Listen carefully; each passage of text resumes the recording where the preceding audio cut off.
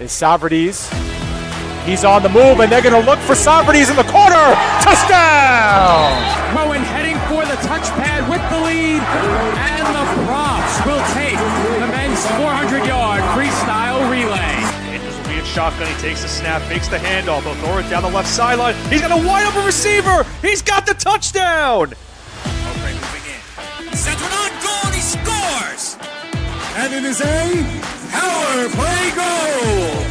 Back to pass, middle of the field. The catch is made by Britt. She's off to the races at the 40, the 30, the 20, the 10. Britt is in for the score.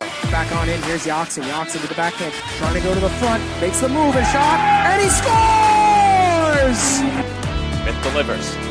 That's hit back toward the mound. Weiss has it in short. He steps on second, and the ball game is over. Massapequa Coast has won the 2023 New York State Little League Baseball Championship.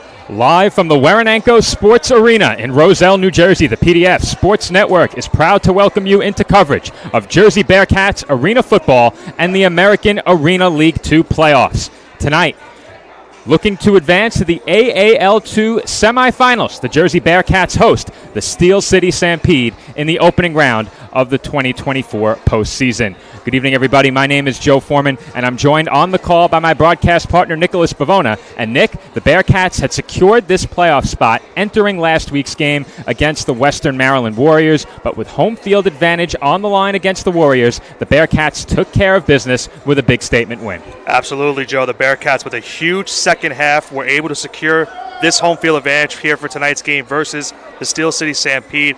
And they did it in thanks in part to a huge defensive second half. They outscored the Western Maryland Warriors 25-0, all those points coming in the fourth quarter after entering that fourth quarter with a 27-12 lead. Their defense forced turnovers that led to them not only sealing the game against the Warriors, but also leading them to securing this home field advantage for tonight's contest. They are surely hoping that they can carry over that defensive performance going into tonight's game against the Stampede as they look to move on to the playoffs. Last week's game not only decided home field advantage in this game tonight, but it was also announced earlier this week that it was the final game in the history of the Western Maryland Warriors. We got a chance to cover the Warriors each of the last two seasons here on PDF, and during a time when the AAL2 was in its infancy, the Warriors made the trip for all of their out-of-state games and always played a full four quarters regardless of the score. That was no different last weekend. As for us here on PDF, for the final time this season, I'd like to officially welcome everyone in to the Brownstone pregame show. The Brownstone in Metuchen has sponsored our pregame show for the last two seasons, and tonight we have a packed playoff pregame here on the PDF Sports Network. And Nick, this is the fourth time that we've seen these two teams meet here on PDF, and if the past history between them is any indication, we should expect another exciting game here tonight. And Joe, based off of what we've seen from these two teams in their prior encounters, we could be in for another wild finish here tonight. You look back at the three games that we have covered here on PDF between the two teams, they have left us with some very memorable moments. Game one led to a walk-off comfort-behind victory for the Stampede that left the Bearcats in shock after they had a 12-point lead, which is under 40 seconds left remaining in that game. Game two would be, of course, last year's AAL2 championship game, where we saw the Bearcats win that game in large part thanks to some late turnovers forced by the Bearcats defense against the Stampede. Also, thanks to some injuries, unfortunately, for the Stampede in that game. The Bearcats, with the victory, were crowned the 2023 AAL2 champions. And then it would lead to our third matchup, which we covered earlier on this season here at PDF. And in that game, we saw some spectacular catches made to preserve drives, as well as the defenses once again playing a huge role in the outcome of that game. We also saw the Bearcats make a quarterback change, and Khalil Trotman getting the start.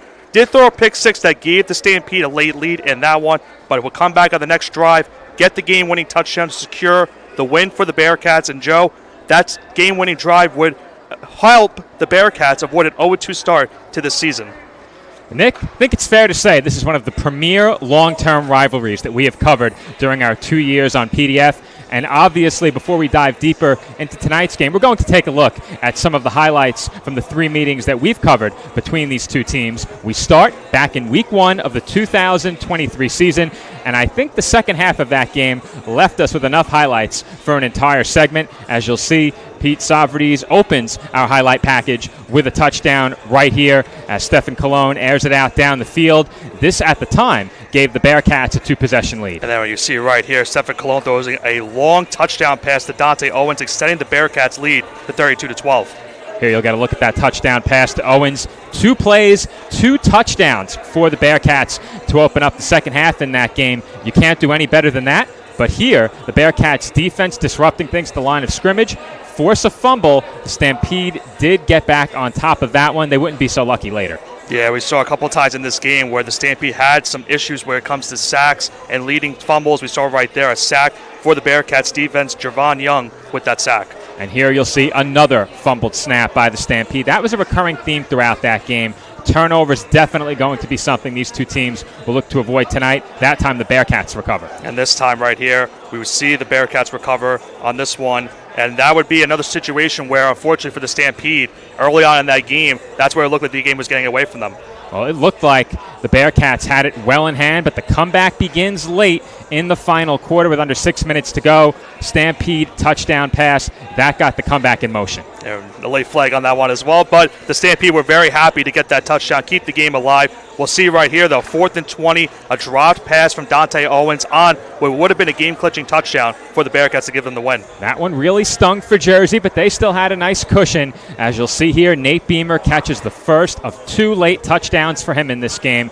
That one made it a 1-score game, and it looked like the Bearcats still had things well in hand with under a minute to go, but unfortunately it was not to be. And a toss right there to the left side, leading to that fumble recovery for the Stampede right there, giving them the opportunity with 11 seconds left in the game to try to drive down the field and get the game-winning touchdown.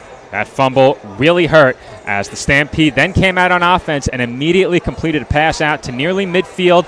That got what would ultimately be a game-winning drive started, and Nick, somehow they managed to fit in 2 more plays. And we see right here, this play right here, a quick pass to the left side of the field, and the tackle was made with just 1 second or maybe even under 1 second left in the game, giving the Stampede one final play to try to walk it off with a win. It is officially 1 second on the clock ahead of our final play of the game, and we've seen this highlight so many times. Unfortunately, you still can't see the catch. That hasn't changed, but we've reoriented ourselves to make sure that never happens again. The Bearcats hope to never see anything like that again, especially here on their home turf in the postseason as Beamer catches the game-winning touchdown, and the Stampede go on to steal one from the Bearcats by a final score of 34-32. But Nick, we've covered only 2 Bearcats losses in 2 seasons here on PDF, and that was one of them. However, the banner that hangs at midfield here at Waranenko reflects the team's 2023 league championship win that came at the expense of the Steel City Stampede. Let's take a look back at some of the top plays from that matchup. And the first highlight you're going to see right here, Nasir Adams gets the screen pass for the right side, gets a couple broken tackles, and just gets into the end zone barely to put the Bearcats on the board first. Adams gets on the board via reception to start things, and we've seen him get it done on the ground and through the air. Here, 4th and goal, Stefan Cologne buying time, and at the last possible moment, he finds Dante Owens in the back of the end zone through the laggy internet. We hope that issue has been solved tonight. No indication of any issues yet. We'll have to see if that does be the case, but Sadiq Nathaniel, we saw a couple of times in this game, Joe. First of many interceptions he would force, a name that is very familiar here on the PDF Sports Network. No question about it, Nick. We've seen plenty of Sadiq, and he came up big with that turnover. However, the Stampede get on the board for the first time via special teams, and we say it time and time again, there is always one huge special teams play somewhere over the course of a game. And the good thing for the Bearcats after that kickoff return, they got an interception, the 2-point try. Speaking of interceptions, they get one right there, keeps it 13-6. And here you'll see the defensive line getting on the action. Joey Ramirez with the sack. That defensive front for the Bearcats remains intact from last year. That's a unit that has wreaked havoc on the Stampede. They're hoping it can continue tonight against the Stampede, but you'll see right here, Sadiq Nathaniel once again, Joe, gets an interception and a very long run all the way to the house for the pick 6 to extend the Bearcats' lead to 20-6. And that really set the tone in the second half of that championship matchup last year. The Bearcats jumped out to a 2-score lead once again with that pick 6, and from there they were able to keep the Stampede at arm's length. Steel City had a really tough time getting back to within one score. After that, though, they did so again right here. Yeah, you see it right there. Stewart throws a touchdown, gets a touchdown pass from Walton, makes it 20-12 at that point. So the Stampede still are alive in this contest. But Stephen Colon finding his favorite target, Kyle Ward, corner of the end zone. The Stampede answer right back on the ground. Yeah, we saw Walton get a quarterback keeper, makes it 26-18. But after that happened, Joe, on the 2-point try, he does get injured in that game, leading to a quarterback change for the Stampede the rest of the way. Head coach Matt Santiago came in to play quarterback after that. He inherited a 2-possession deficit as Adams scores a rushing touchdown to make it a 16-point game at the time, and here you'll see a game clincher. Yeah, Dante Owens, the favorite target you mentioned from Stephen Colon, gets the game-clinching touchdown, gives the Bearcats a 39-18 lead. Comfortable cushion for them to win that game and win the AAL2 championship from last season. That banner hangs at midfield. If we can get a quick look at it, you can see it on the opposite sideline from us. It's hanging out right behind our logos there, but the Bearcats championship banner right at midfield here at the Waranenko Sports Arena. And Nick, before we take a look back at the game these two teams played in week 2 of this season, it's impossible not to talk about just how different these teams look compared to last year. A lot of the key playmakers from those games we covered last season are injured or no longer with their respective team, but that didn't stop these two sides from putting on a show back on April 27th. Absolutely, Joe. As I mentioned earlier on, these two teams went back and forth in that game back on April 27th. We saw Juju Jordan from the Stampede make 2 incredible 4th-down catches that kept the Stampede offense on the field, and that would be their 2 offensive touchdowns in that game. I mentioned as well we saw a quarterback change from the Bearcats as we saw Khalil Trautman come in midway point in the game. Trautman would deliver the game-winning drive for the Bearcats to give them that late victory over the Stampede. If what we saw in that game carries over for tonight's contest, this game could come down to the wire once again and could ultimately leave one team with either elaboration as they move on into the semifinals, or one team will be going home in heartbreak as they are eliminated from postseason competition. Our first game of the season saw the Bearcats pushed to the limit by this Stampede team and brought Jersey to the brink of an 0-2 start. As you mentioned earlier, Nick, had Jersey not found a way to win that game, this game would have been hosted by Steel City, and as we know, when 2 evenly matched teams meet, home field advantage can often be the deciding factor, especially in the postseason. Yes, Joe, and we see as when it comes down to 2 evenly matched teams, you often see the game decided by realistically one key play that goes a long way in the outcome of the game. In regards to the home field advantage, it plays a huge factor into how these teams respond to the adversity. On the home side, it's basically having that 12th man out there for your defense to try to make sure that they force a turnover or maybe some defensive pressure. For the visiting side, it's basically forcing you to make sure that you get the right play calls and make the right adjustments as the game goes along. And because of that, most of the time, it's very loud to hear that happening due in large part to how the home crowd's reacting. Now, Joe, I got my first hand of that last week as how loud this crowd could be just during a regular season game. I'm sure they're going to be even louder tonight with a semifinal berth on the line. Well, speaking about the volume level in here last week, Nick, in order to hear myself and Nick Durst over the speakers that were right in front of us, we had to crank the audio on our mixer to the max. The audio was coming through at peak levels during last week's broadcast. That was a necessity. The speakers were right in front of us as the players were introduced, and of course the music being played for the Lady Bearcats as well. Those speakers were all right on top of us. It was very, very loud in here last week. We expect more of the same here tonight, Nick. But before we head down to field level to speak with Bearcats head coach A.J. Roque ahead of tonight's game, let's take a look at the full playoff bracket, including both the North and South divisions of the AAL2. And as you can see on the side of the North, the Wheeling Miners have already punched their ticket to the AAL2 semifinals. As for the Waco Tornadoes and Peach State Cats on the south side of the bracket, they will meet next week to determine who will represent that division in the AAL2 championship. For the Bearcats and Stampede, they will battle tonight for the right to move on and face the Miners next week in West Virginia. And Joe, the Wheeling Miners have been dominant all season long here in the AAL2 standings, and look no further than what they did in their last game. The Miners defeating the Maryland Eagles 71-3 in that contest. They have been a juggernaut all year, and who knows what's going to happen next week in terms of who they play, but they do know they will have a tough test next week regardless of who they will play. They're either going to be playing the runner-ups in the Stampede of the championship game or the 2023 champions itself in the Jersey Bearcats. Joe, you know the Bearcats would love another shot at the Wheeling Miners as well, though, this season. We saw here on PDF the last time we covered those two teams. A 25-20 win for the Miners. A very heartbreaking loss for the Bearcats. You know that's definitely going to be on their mind, and maybe that could provide some extra motivation for them here tonight to try to get the win and move on to next week. But as you and I both know, they cannot afford to look ahead going into that matchup next week. They got to get the job done here tonight. No question about it, Nick. You can't look ahead, and you saw on your screen what will be on the line when the two teams, one representing the North, one representing the South, meet in the AAL2 Championship Bowl, number 2.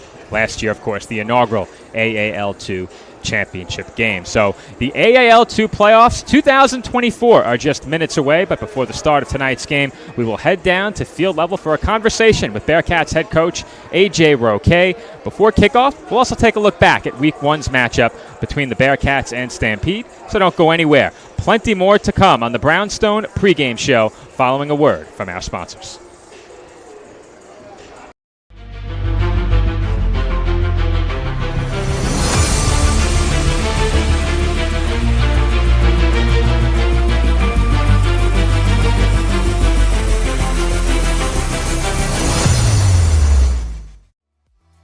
Radel Volkswagen of Linden is your official sponsor of Bearcats football. Visit our showroom today for great deals and tell them the Bearcats sent you. Radel VW of Linden. Visit us today. Today's Bearcats broadcast is brought to you by our friends at Applebee's of Edison, located at 1045 US Highway 1 in Edison. Stop in after the game for great deals and drink specials. And also by J&J Snack Foods, located on 350 Fellowship Road in Mount Laurel. Call us toll-free at 800-486-9533. Thank you, Applebee's and J&J Snack Foods, for supporting Bearcats football. Attention, local businesses and professionals. Isn't it time to elevate your game? Now you can advertise your business or product on PDF Sports Network. Your ad will appear on all of our broadcasts, including this one. Don't have a commercial? We'll make one for you, absolutely free. What better way to showcase your product and brand while supporting the best local sports, teams, and leagues? Call now at 732-723-8189 or visit us at pdfsportsnet.com. The Omega Psi Phi fraternity was founded on November 17, 1911, on the campus of Howard University. Its founders are Dr. Oscar James Cooper, Professor Frank Charles Coleman, Bishop Edgar Amos Love, and Dr. Ernest Everett Just. Its cardinal principles of manhood, scholarship, perseverance, and uplift are the key principles which cement this fraternity to where we are today. Gamma Nu Nu chapter of the Omega Psi Phi Fraternity Incorporated was chartered on July 11, 2019, and are located on the Joint Base McGuire-Dix Lakehurst in Columbus, New Jersey. Brothers of like-minded ideas come together from all walks of life and careers, make up and continue to build on the very same ideals to this very day, just as the founders of this great fraternity have done. For more information on Gamma Nu Nu, please visit us on Facebook, Gamma Nu Nu, the Bridge Builder Qs, and Instagram, #JBMDLQUES. KKT, InvestStars is now a proud sponsor of the Jersey Bearcats and the AAL2. No matter what needs you have, F. Tarkin Jones will develop the right solution for you. See for yourself the star treatment you will get with KKT, InvestStars LLC. Call today at 201-290-4802 and be a star just like the Bearcats.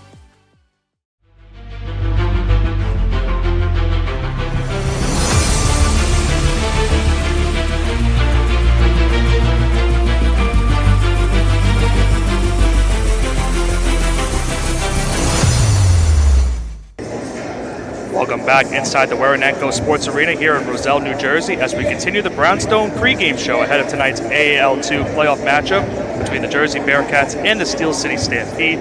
This is Nicholas Pavona with you from the commentary desk, but at this time we'll throw it down to field level, as my broadcast partner Joe Foreman is going to be joined by Bearcats head coach A.J. Roque. I'm down on field level with Bearcats head coach AJ Roque. And AJ, last week against the Warriors, that game a bit close heading into the fourth quarter, but then your team did what you expected to do going in, a dominant effort in quarter number 4. How did things turn around? Yeah, getting comfortable. It's not playing down to our team, the other team's level, and playing where we expect to be. Obviously, a lot of changes to this offense since week 1. You're the play caller. How are you feeling about how the offense has progressed since all of those changes took place early in the season? Yeah, we've overcome them. Our quarterback play has got, a lot better. We brought in some guys to help him out, make him get more comfortable. And I think where we left off last game, if we can carry that over to this game, I think we're in a really good spot. A lot of challenges this team has been forced to overcome this year. What's been the biggest challenge this team has overcome on the way to the postseason? Overcoming Steph. Losing him early was tough. It was really tough on the team. And, finding our way back from that to now is, I think we've come a long way, and we're happy where we're at right now. All right, we ended on a non-PG note last week. What was your message to the team in the locker room ahead of this game? Playoffs, and it's win or go home. And, there's places we want to get to, and that's Wheeling, next week, June 22nd. We've been waiting for that, and that's where we want to be. Do or die, win or go home tonight in the playoffs. Bearcats head coach AJ Roque, thanks for joining us. Nick, back up to you. Thank you, Joe. And AJ Roque, of course, is looking forward to this game tonight, trying to make sure that his team gets the win and moves on to West Virginia next week for a semifinal matchup with the Wheeling Miners. But as Joe makes his way back from field level, we will take a break here on the Brownstone pregame show. As when we come back from commercial break, we'll get you very closer to kickoff for tonight's AAL2 playoff matchup, a rematch of last year's championship game between Steel City Stampede and the Jersey Bearcats.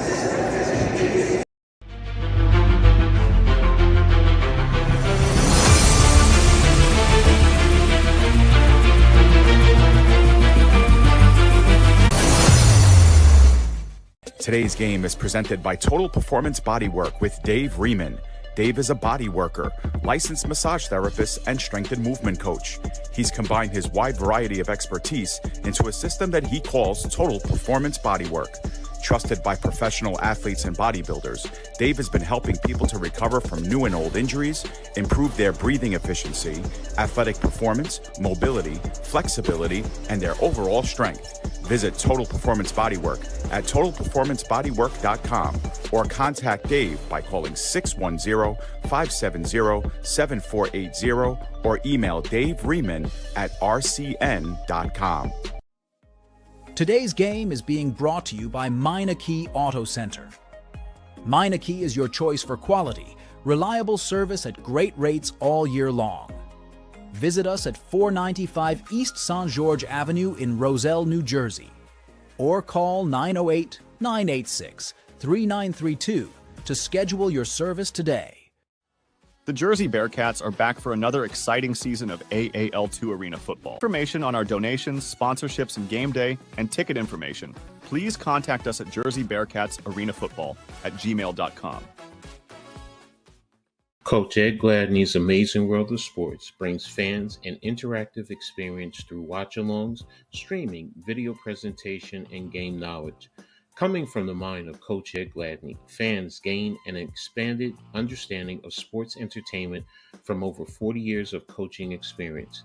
Coach Ed taps into his experiences from the different levels of sports he has coached as he is able to introduce fans to sports from a coaching perspective.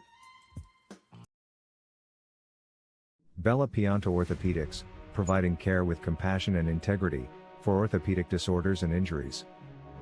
We also offer concussion support for coaches, schools, and athletes, with 24-hour diagnostic and rehabilitation management for injured athletes. We are the proud team physicians for your New Jersey Bearcats. Please visit our comprehensive website or call us at 201-490-4333.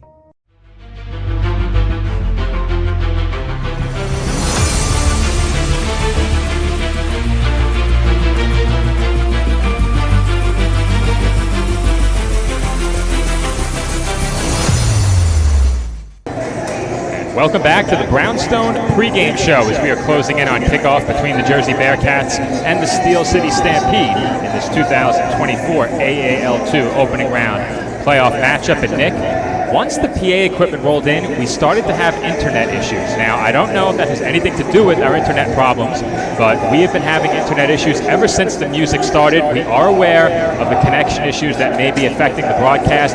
This game will be uploaded in its entirety, lag-free, as soon as possible following the conclusion of the game. As fast as YouTube will allow us to upload the game lag-free, we will do so. We thank everyone who chooses to stay with us the rest of the evening anyway. We're doing everything we can to combat the issues with our internet right now. But earlier, we took a look back at the two meetings between these two teams during the 2023 season. Now, we'll take a look back to the regular season meeting earlier this year, the first game we covered here on PDF. Back at that highlights from that game earlier on. We'll see early in this game, Jerry Ward, read option play, gave us a touchdown, and now there, sack for the Bearcats. Tyreek Noble with a strip sack. As you'll see here, it is a Juju Jordan jump ball on 4th and 1. We were calling him jump ball Juju Jordan, Nick. He had some big catches. Yeah, he definitely deserved that too in that game, but was it Delonte Lewis with the touchdown run there, extending the Bearcats' lead in this game. Brandon Redford after that also would get a touchdown as that Lewis run would extend the drive.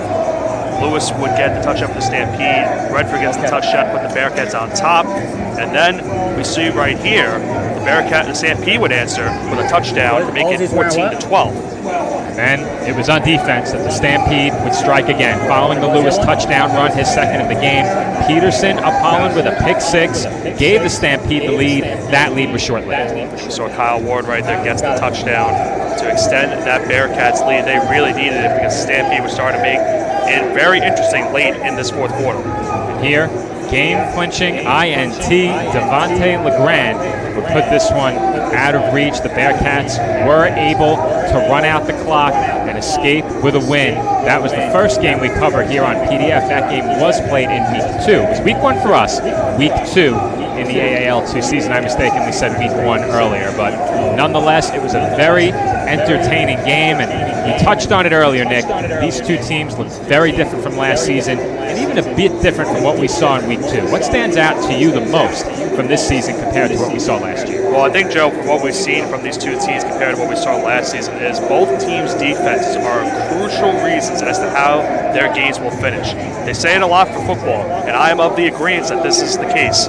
Defense wins championships, and the Bearcats certainly can speak to that notion based on what they did last season in the championship game win over the Stampede. We saw earlier this season how the defense also can play a huge factor in the outcome of the game as the Bearcats forced those late turnovers to hold up the Stampede from winning that game.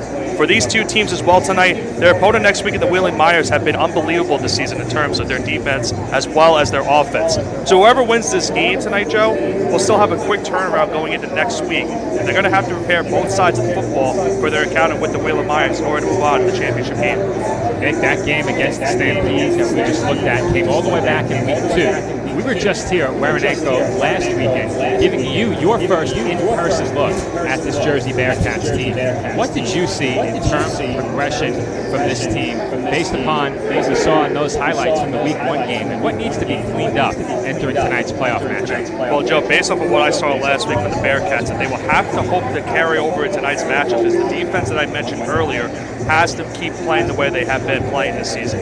They shut out the Warriors in that second half due in large part to their defense forcing pressure on the Warriors quarterback, which led to some interceptions along the way. On the offensive side of the ball for the Bearcats, they had some early mistakes in the first half for their offense, and they're looking to clean up any of those mistakes that they made earlier on to make sure that they not give the Stampede a chance to win this game here tonight. And we have also seen, Joe, in the 2 of the 3 matches between the two teams, the Bearcats in one game had that late turnover that cost them the game, and then in the other matchup, we just saw a few minutes ago, they almost had another turnover late in that game. Thankfully, they were able to recover it and hold on to the football and win the game. So for the Bearcats, they need to ensure that they protect the football on the offensive side of the ball if they want to move on to the playoffs. These two teams have yet to disappoint in 3 games we've covered here on PDF. The Jersey Bearcats take on the Steel City Stampede with a trip to the AAL2 semifinals on the line. Kickoff on the other side of one final break.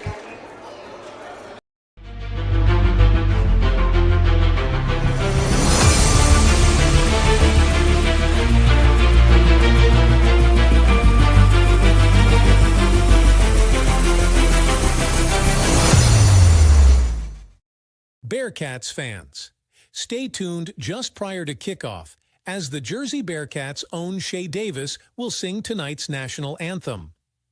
Coming up at the conclusion of the Brownstone pregame show right here on the PDF Sports Network. Zolnir Championship Rings is the official ring provider of the AAL2 champion Jersey Bearcats. Zolnir combines class with excellence and is the perfect way to showcase perfection on the field of play. See our full lineup today, only at Zolnir, official partner of the Jersey Bearcats.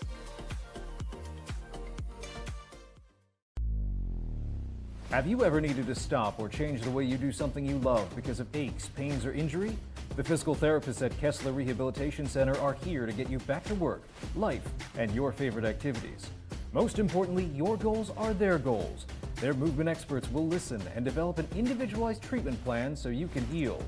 Begin care faster by requesting an appointment today at Kessler-PT.com.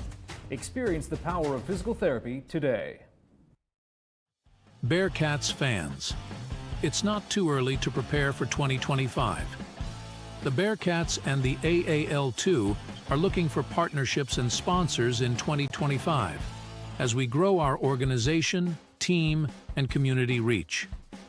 Reach out to us to get on board, inquire about team sponsorship or expansion, internship opportunities, and of course, 2025 season tickets. Reach out at Jersey Bearcats Arena Football at gmail.com or visit AmericanArenaLeague.com. Join our winning team and let's tackle the 2025 season. Burgers are better at the Brownstone in Metuchen. My weekend starts with the Brownstone burger, topped with cheddar, barbecue sauce, and a fried egg. Give me the Hawaiian burger. I love the Canadian bacon and sweet pineapple. How do you like your salads? Shrimp, chicken, beef? Stop in and see why families are eating good at the Brownstone in Metuchen. We'll meet you at the Brownstone. We'll meet you at the Brownstone.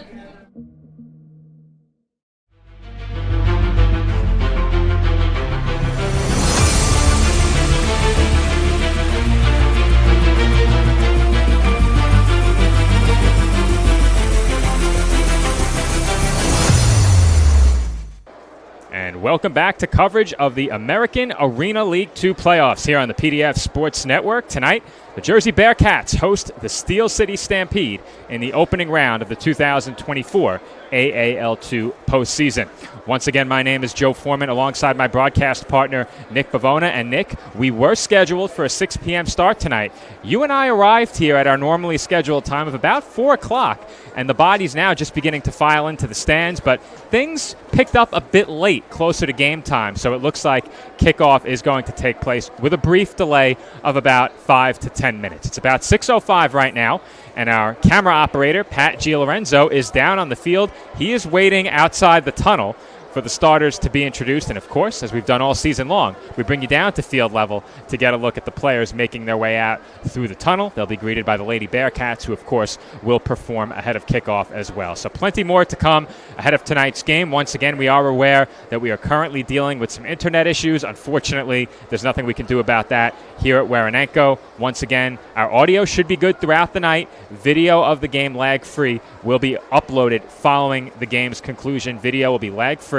in its entirety. And Nick, we've said just about all there is to say about this matchup here tonight, but let's take a look back at the Bearcats' schedule ahead of starting lineups, though that may have to wait, Nick. It looks like it is time to meet the starters, or perhaps instead it is time for somebody to move their car, as that was the announcement coming over PA. So Tyler Clark, our engineer tonight. Tyler, why don't you pull up the Bearcats' schedule from last year? It's here in our graphics, so you'll find that, and we'll take a look back at the journey to the postseason for the Jersey Bearcats. And that journey, of course, began all the way back in Week 1. Now, this schedule was pulled from last week. This is additional information. Unfortunately, I didn't update last week's final score, but it was a Bearcats victory last week over the Maryland Warriors. That game was here on PDF, so technically, Nick, that schedule is accurate. The game did air. We went through the highlights as well, so I think we pretty much have gathered enough information about last week's contest. Well, we didn't pull the highlights from last week's game. Oh, right. As of yet, right. we took a look back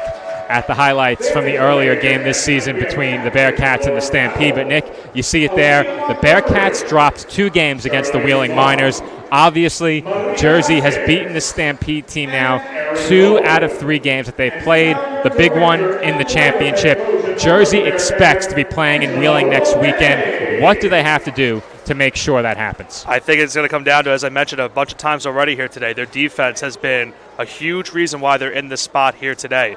You have talked to A.J. Roque and a bunch of the other coaches here at the Bearcats, and they always strive on how this defense makes sure that they are prepped and ready for each and every single game they play this season, and, of course, in the postseason. You saw in that championship game earlier on, their defense forced a couple interceptions. Sadiq Nathaniel was a huge part in that win for Jersey to get the championship win. And we saw the Stampede early on in the game we had early in the season. They were looking to be on top and have a chance to win that game. Apollon gets the interception, Apollon gets the interception to get the Stampede the late lead.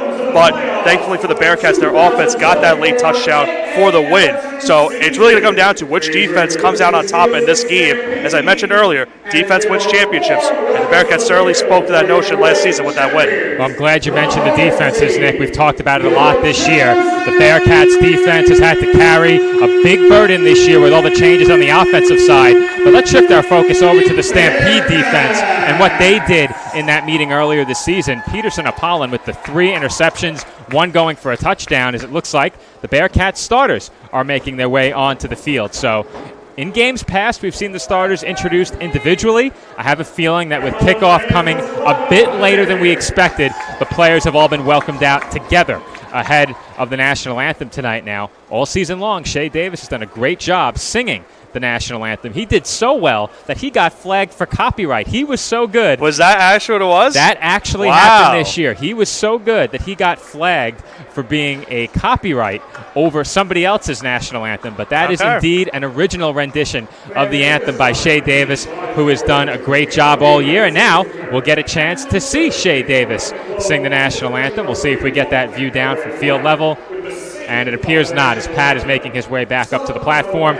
We will stay right here as Shea Davis performs the national anthem. And then on the other side of that, we have kickoff between the Bearcats and the Stampede.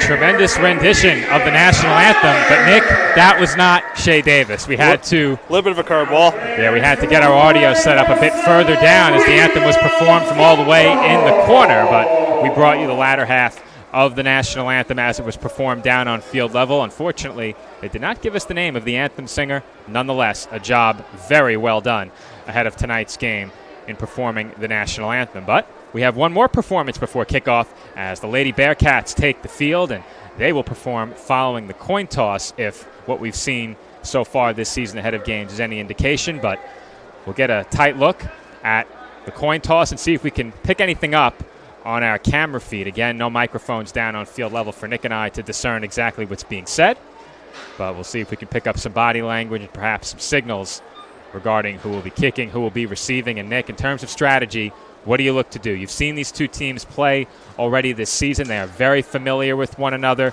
Do you want the football, or do you want your defense to try and make a statement with a stop on the opening drive? I usually like to defer to the second half. I'm usually that type of, even if I'm playing a game of Madden, I always like to go into the second half with my offense back on the field. So I think when you look at how we mentioned their defenses a lot for these two teams, they're obviously going to want to set the tone in this game with their defensive mentality. So if I were one of the two teams personally, I would probably defer to the second half and see how this game goes along. But maybe they'll throw a curveball like we have for the national anthem. We'll see. Maybe they go on offense first. Well, we have an honorary fifth member to the crew standing directly to our right. Bearcats quarterback Stephen Colon up here in the commentary booth with us. Perhaps we'll get a chance to hear from him a bit later in the evening outside of the game, but we'll see if that opportunity presents itself later tonight as we are just about set for kickoff, and we have to see whether or not the Lady Bearcats will be performing ahead of kickoff tonight. But at this time, before a potential Lady Bearcats performance, we'd like to let you know that as we get set for opening kickoff, today's first quarter is brought to you by Zolnir Championship Rings, the official championship ring providers of the Jersey Bearcats and the AAL2. The Bearcats got theirs. Who will get them in 2024? No matter who wins the AAL2 this year, Zolnir will provide excellent designs and the luxury that comes with being a champion. Zolnir Championship Rings, official sponsor of the Jersey Bearcats. And Nick, at this time, the Lady Bearcats will welcome us to the AAL2 playoffs.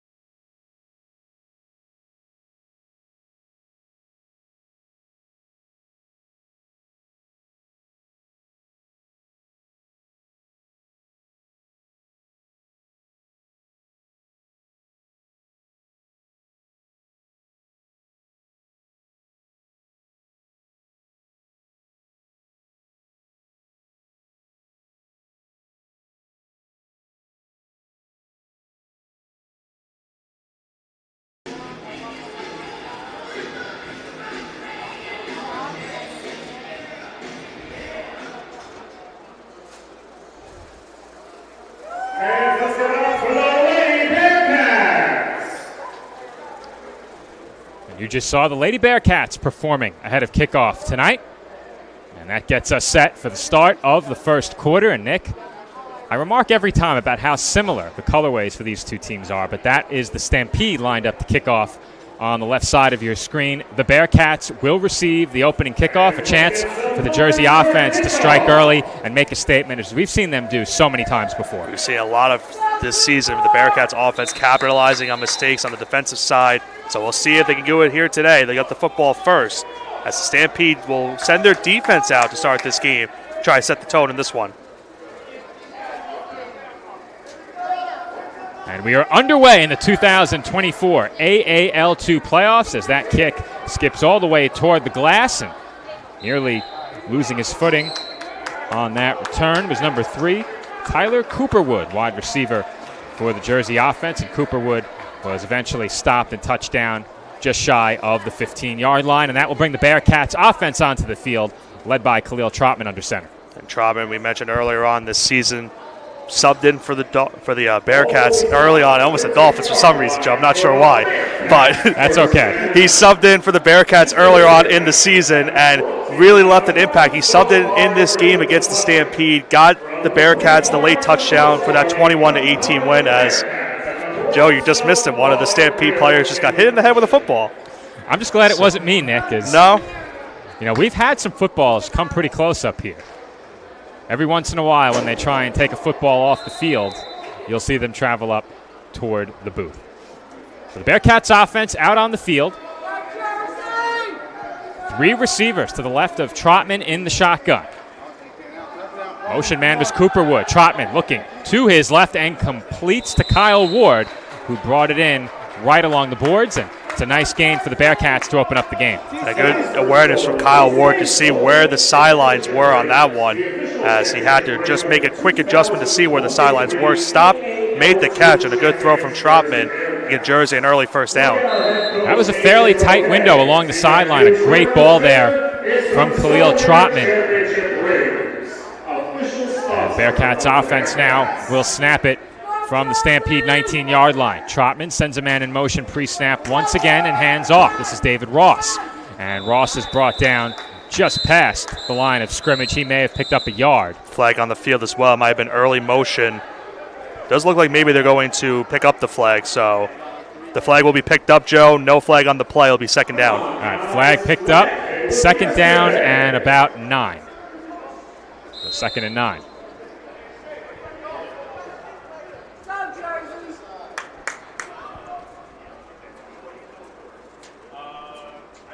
Bearcats will snap it from the Stampede 18-yard line. Get a quick look at the defensive front for Steel City here. Toby Onyechi on the defensive line. He is the defensive end nearest to the bottom of your screen. Do have some players that are on the field that don't match the numbers on the rosters. We'll do our best with that as Trotman throws over the middle, complete to Cooperwood. He spins back toward the line of scrimmage and is tackled at the Stampede 13-yard line. Another flag on the field. It's going to go, might be a false start, maybe. Maybe a legal formation. Zay Stewart and Toby Onyechi in on that tackle for Steel City. And that's going to be a false start against the Bearcats. Zay Stewart, the end opposite of Toby Onyechi. Stewart wears number 12. Bearcats backed up to the Steel City 23-yard line. And we've seen some good balance from this Bearcats offense early in games. They become, I would say, a bit trending more toward pass-heavy later in games. But early in games, they've looked to come out and establish the run, and that only helps you in the passing game. Think about it with the running clock as well in arena. That plays a big factor with the running clock, trying to run the football and establish that run game. It's another flag on the field. And Trotman throws into a vacant area deep in the secondary. He had 2 receivers in the area, one of them Brandon Renford. He wears number 1, the other Kyle Ward. He wears number 6. Third flag already of this first drive we've seen. And it's going to be on the Stampede defense. Self-inflicted wounds always hurt, Nick, and you hate to see that early in games, but that gives you the opportunity to get it sorted out as the night progresses. And very often you see halftime adjustments as they'll move the ball up here. So that flag went the other way, as this next snap will take place from the 18-yard line. And Nick, that's exactly where Ross was tackled on the first down run just a few moments ago. Yeah, it looked like there was a neutral zone infraction on the Stampede defense on that previous play, giving the Bearcats the 5 yards they just lost after their previous penalty. So once again, it'll be 2nd and 9 for Jersey.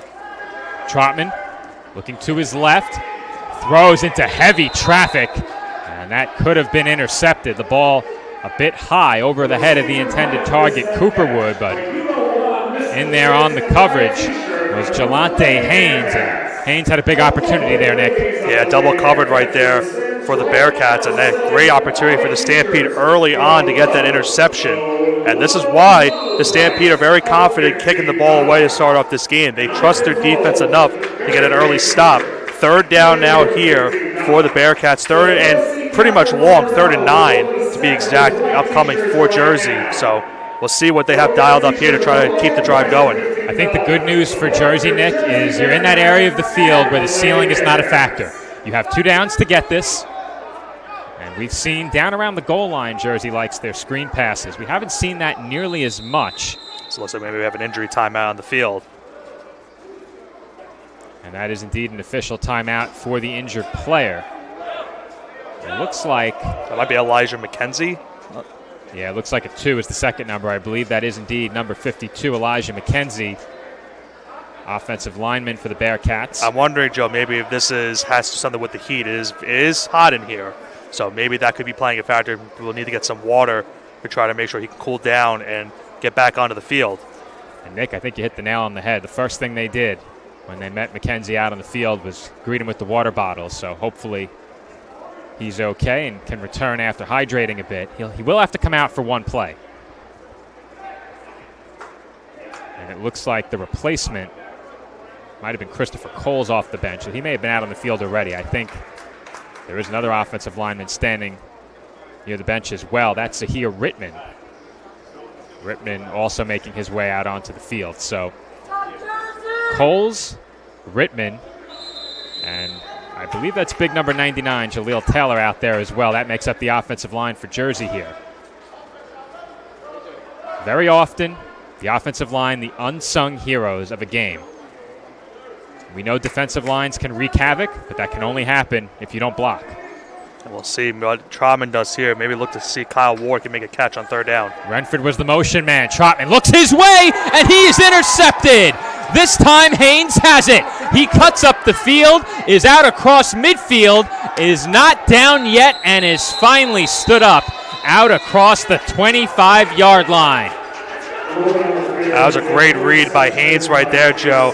Looked like the Bearcats had a walk-in touchdown, but at the very last second, Haynes got in there, made the catch, and still didn't get brought down after the whistle was blown. He still kept running into the end zone, but he does get the interception. Stampede defense makes a strong start in this game, and now they bring their offense out of the field. Well, Trotman threw a very dangerous pass just a couple of plays ago, but on that particular play, initially, it looked like he had the opening. The ball maybe came out just a bit late, but you said it, Nick. Haynes with a great play in the secondary to jump that route. We get a second look here on replay. Nick, it looked like Haynes was eyeballing it all the way. He played incognito on that play. I don't think Trotman saw him at all when he threw that ball, and Haynes made a great jump on the play and avoided that touchdown for the Bearcats to start this game. So the Stampede get their early statement on defense.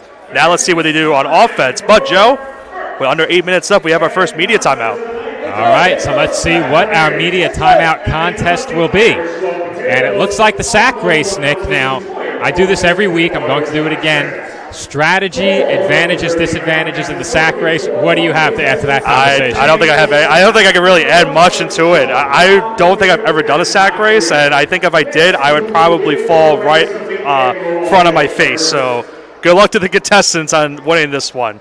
Well, I don't think I would do too well, though. I might be at that perfect height where I can still reach the sack while standing upright. It really depends. If you're too tall and your arms aren't reaching the sack and you're hunched over, that's a problem. Yeah. That makes it tough. However, you do get the length of stride when you're a bit taller. Tyler is loving this conversation. He looks eager to add to it. Of course, Tyler Clark, our engineer tonight, Pat Gilorenzo on camera. And how about the jumper or the racer? I would call that lane 3, working from the bottom of your screen up, but that wasn't close, Nick. How about the technique? He had the great technique on that one, and he got a very early jump start. I don't know, maybe he went just a second too early, but who knows. Regardless, congratulations on that win, and I guess, Joe, if you really want any tips on how to win these races, we'll have to ask him how to do it. That was a job well done. The Bearcats offense turns the ball over on their opening drive.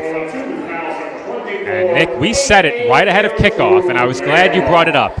The defenses for these two teams definitely going to be a focal point in this game. The Stampede defense did enough to keep them in the game when these two teams met earlier in the season.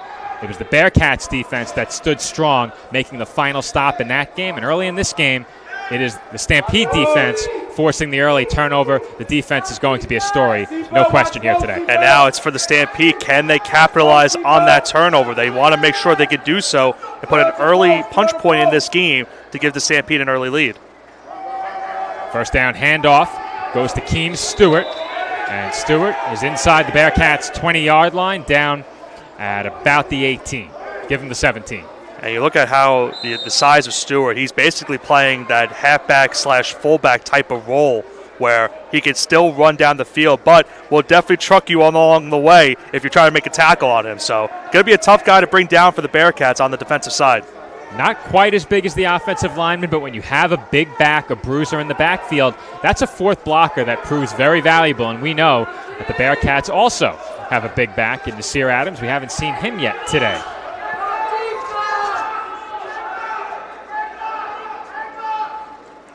Rodney Gilmore takes the direct snap and will look to run with it. And he's taken down just shy of the 15-yard line. That's a dangerous play right there because that could easily be a play where the Bearcats try to punch the football out and get that turnover, get the ball right back for the offense. So good job right there from Gilmore to hold on to the football and now set up this next play for the Stampede. Gilmore will be the quarterback in this one for Steel City, at least to start things. Manny Stewart, one of his targets, a name we've said before in the past when these two teams have met. Stewart made a big play reception for a touchdown in the championship, a big play in week 1 last year. Peterson Apollon also out. He split wide to the left. Karif Hakeem wide to the right near the bottom of your screen as we have a pre-snap penalty. And it's going to be a false start against Steel City if Ja Valentine is correct. Instead, it's a delay of game. And that's crucial considering where you had a 3rd and short on that upcoming next play. It was 3rd and about 3. That brings it now to about 3rd and 8. So maybe changes the play call here for the Stampede coming up. But as we've seen a lot in arena football, no matter what, it's pretty much 4-down territory regardless for both of these teams. So let's see if the Stampede will try to get at least closer to the first down marker or try to make it 4th and short or try to get the first down right here. In arena, it's almost always 4-down territory. Here in Waranenko, I think it's fair to say it is always 4-down territory. The roof makes a punt almost impossible. Pre-snap motion man with Stewart as Gilmore was clobbered on that throw. I mentioned earlier the Bearcats defense this season has forced so much pressure on these opposing quarterbacks that have led to a lot of their turnovers happening this season. You saw right there, Gilmore went through his progressions and eventually threw the ball just a tad second after his receiver in motion went behind the play. And it just looked like maybe there was a little bit of a miscommunication on that one. So now 4th and about 8 coming up for Steel City as they try to convert a 4th down conversion, which we saw a bunch of times in their first matchup earlier on in the season. Dylan Lacroix obliterated him from the blind side. Stewart in motion again. Gilmore rolls to his right, throws end zone. And that is off the hands of his intended target. Reaching up with one hand was Karif Hakeem. That would have been an incredible catch. He was slammed into the boards for his trouble, and the Stampede will turn it over on downs. And a good response by the Bearcats right there, Joe. After the interception on the first drive of the game, they're able to get that turnover on downs right there to keep their defense, keep the game scoreless, and now bring that offense back onto the field. But we'll have to see, Joe, how does the offense now come back out here after throwing that interception? Does that maybe play a mindset if you're a quarterback and kind of lean into the back of your head, or after your defense gets to stop there, does that now kind of erase the memory of that interception happening as the Bearcats try to get the first points of this game? I don't think many quarterbacks will ever admit it, but a first drive interception has to change your mindset just a bit. It has to get to you to throw a pick on the opening drive. Fortunately, it didn't go for 6. I don't think the Bearcats get away from the game plan here. It was a good drive up until that interception as Trotman throws deep down the right sideline, and that's off the glass, incomplete. Renford never had a chance as that ball was a bit high, but Nick, he was open. Stampede can just breathe a sigh of relief. And PA announcer just said, just a bit outside. That was a walk-in touchdown right there for the Bearcats. If it was just a little bit closer to Renford on that play, so now it brings up second down. The Bearcats are the home team, Nick. That's the home PA announcer. I know. Just a little bit harsh. Just a little bit. Not inaccurate, though the pass was. Let's see if Trotman now can respond after that throw. And you have to wonder after that throw just happened, maybe if that interception is looming large on him, but could still have a couple plays to make up for the mistake. Handoff goes up the middle and a broken tackle on the play by Nasir Adams. We'll see him make it out to midfield as he's tackled at the 25. And Nick, you have to wonder if how open Renford was on that play was in response to what we saw on the interception. The Bearcats still like to attack the middle of the field. They put a man in motion. draw the defense away from the intended target on the play. In that case, Renford, he was wide open. So that's something to keep in mind as we see the chess match between the Bearcats offense and the Stampede defense. We're just getting started, under 2 minutes to go in this first quarter. Yeah, about a third and maybe about 5 on this play coming up for the Bearcats.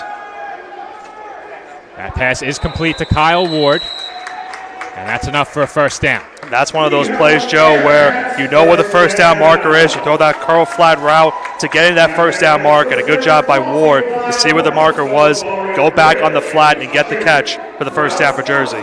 You said it, Nick. It's critical to know where the sticks are on a play like that because Haynes was right there on the coverage. He made the tackle immediately. His drive on the football has been very impressive early in this game. That's someone to watch in that Steel City secondary here today. And that's why when you do a curl flat like that, you have to have that 1 second in between you and the defender to make sure you get that that split second of separation. And Ward did a great job of that, getting that first down and extending this drive. Credit to the quarterback on that play as well, getting the ball out on time as that one is spiked straight down into the turf.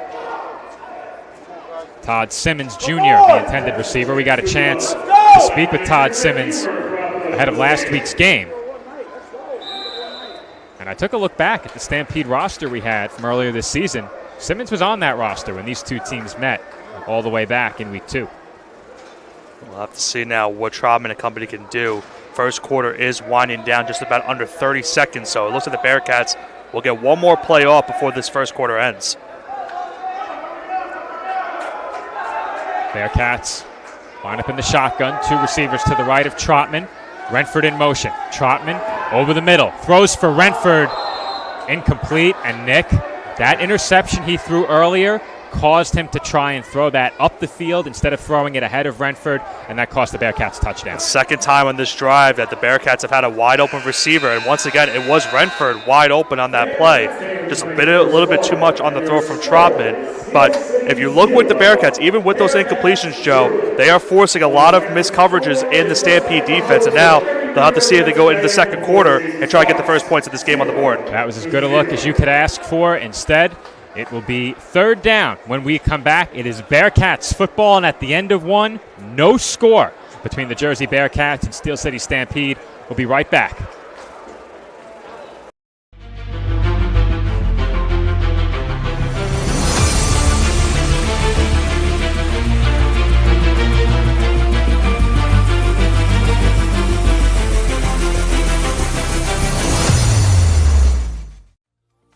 Zolnir Championship Rings is the official ring provider of the AAL2 champion Jersey Bearcats. Zolnir combines class with excellence and is the perfect way to showcase perfection on the field of play. See our full lineup today, only at Zolnir, official partner of the Jersey Bearcats. Today's game is being brought to you by Meineke Auto Center. Meineke is your choice for quality, reliable service at great rates all year long. Visit us at 495 East St. George Avenue in Roselle, New Jersey, or call 908-986-3932 to schedule your service today.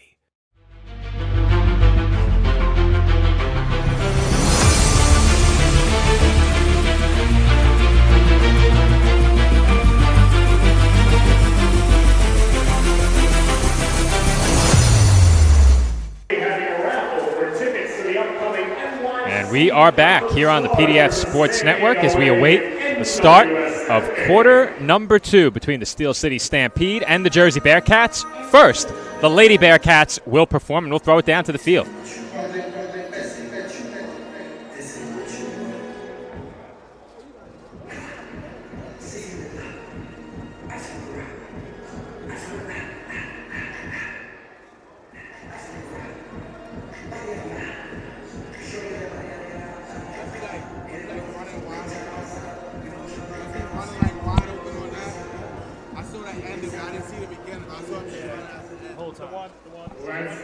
Play of the half.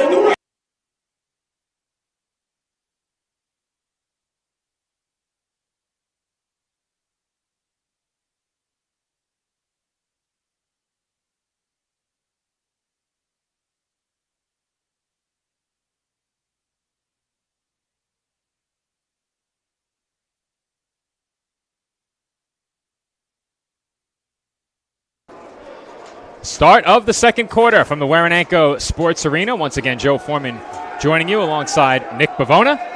It is Bearcats football in a scoreless game. And Nick, I'm not sure we've ever covered a scoreless first quarter. Bearcats hope to change that 0 up on the scoreboard shortly as that pass is complete. Nice move to the inside. And finally, Simmons is brought down as he is actually stood up. He was never taken down. 5 Stampede defenders were in the area. Nice move there by Todd Simmons back to the inside to pick up extra yardage after the catch. Especially considering he was on the sideline near the boards to make that catch. A good job of avoiding the tackle, getting inside the middle, and getting the first down marker. But you mentioned it, Joe. A very scoreless first half between these two, first quarter, I should say, between these two teams. And that is, impairment to how this defense has played. We've mentioned it a bunch of times already. But we've also seen the Bearcats have some opportunities in that first quarter to try to take advantage and get some touchdowns, have not been able to do so. Nasir Adams tackled inside the 5. It looks like he's down to about the 2 or 3 yard line. 2nd and goal coming up. We know that Adams scored the first touchdown of the championship game between these two teams last season. So almost getting the first touchdown of this playoff matchup here. Adams, a bruiser down around the goal line. He has been money for 2 seasons in this area of the field. Once Jersey gets down to the goal line, it is very tough to keep them out. And they also have some passing plays in their arsenal down here when necessary, as that snap was low and Trotman keeps. That looked like the play design, but the snap was a bit low. It was bobbled, and that derailed any chance for Trotman to take that in. That brings up 3rd and goal. And we know that the Bearcats have had those issues with fumbling against Stampede so far in these couple matches that we've seen here on PDF. So almost had another disaster play right there. But now 3rd and goal. Obviously, we know we mentioned it. 4-down territory here, especially inside the goal line. Let's see what Jersey has dialed up here on 3rd down. And we spoke about Keem Stewart on offense, Nick. He's in at defensive line right now. He is lined up over the center for Steel City defensively as Jersey will hand off to Adams. And he stumbles in for a touchdown. Bearcats on the board for the first time tonight. And they have a 6-point lead early in the second quarter as Adams perhaps antagonizing the Steel City bench just a bit. We'll have to see if that plays a factor in the Stampede maybe getting back into this game. That's definitely going to get them a little bit engaged to try to get into this one. But Adams does get the first touchdown of this one, puts the Bearcats up early 6-0. But as we know, Joe, we mentioned it, this is pretty much a long-standing rivalry we've seen between these two teams, so there is definitely some animosity. Well, that won't help things.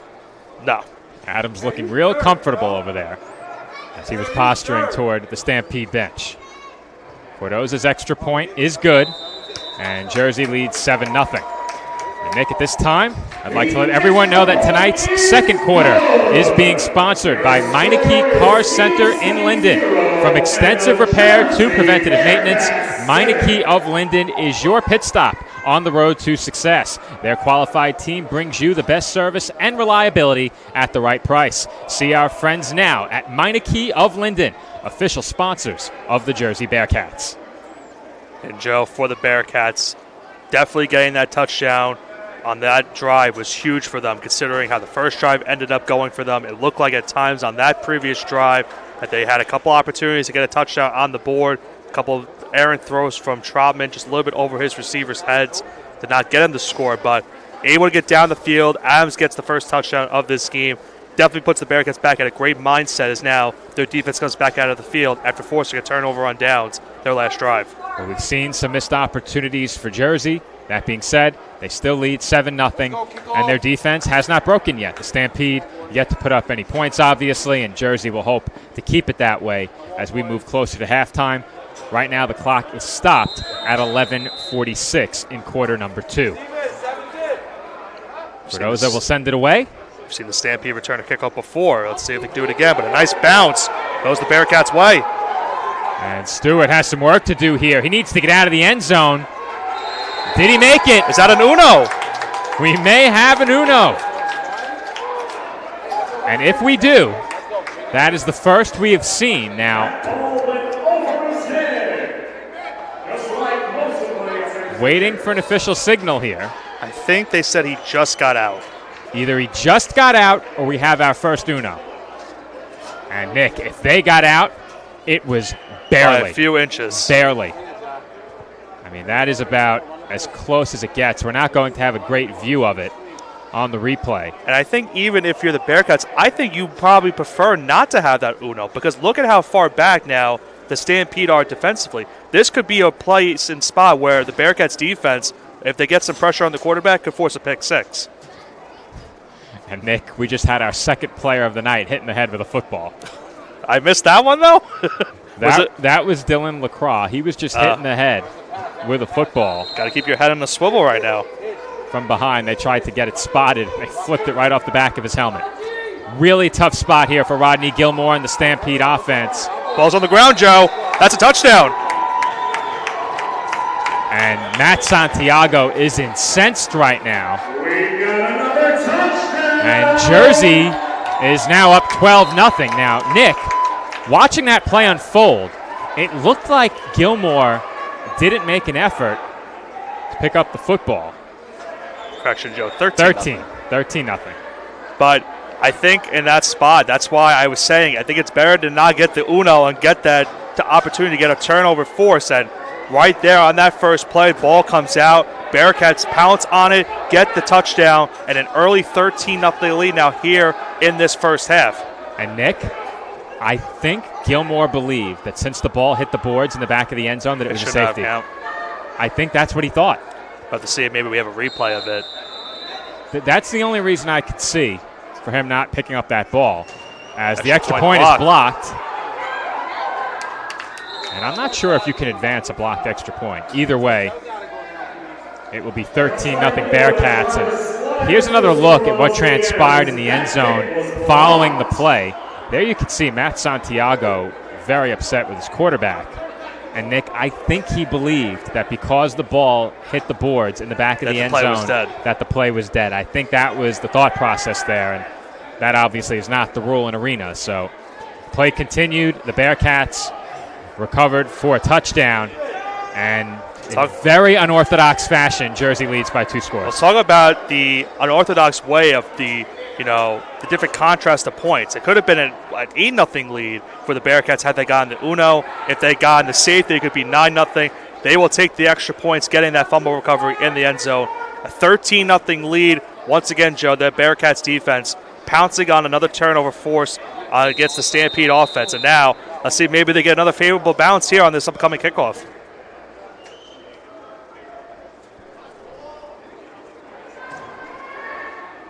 That ball skips into the arms of the return man, and Shady McCoy is out to the 25 where it's fumbled. Was he down? He was. McCoy down by contact at the 25-yard line. I will say, Joe, you said the name Shady McCoy. I thought that was maybe a reference to LaShawn McCoy, but that is his name, Shady McCoy. Going by the roster, Nick. All right. He was down, though, thankfully for the Stampede's sake, as the Bearcats almost forced another turnover here in this first half. So now let's see, Joe. 13-0 lead for Jersey. Stampede could really use some points here, try to get back into this game, but still very early on here in the first half. About 39 seconds till we have our next media timeout. All right, so Nick, we're getting word from one of our producers. The ball did not hit the boards ahead of the fumble. So I'm not sure what the thought process was in regards to not picking the ball up, but it did not look like the offense for Steel City was moving. And multiple flags. That was maybe the quickest false start I've ever seen, Joe. And Nick, with that, the Stampede are going to make a change at quarterback. Day Lewis is in as the new quarterback for the Stampede. With his team trailing by 13 in the second quarter, the clock just ticked beneath 8 minutes. So with the next stoppage, we're going to have a media timeout. That may be right now if the officials catch it.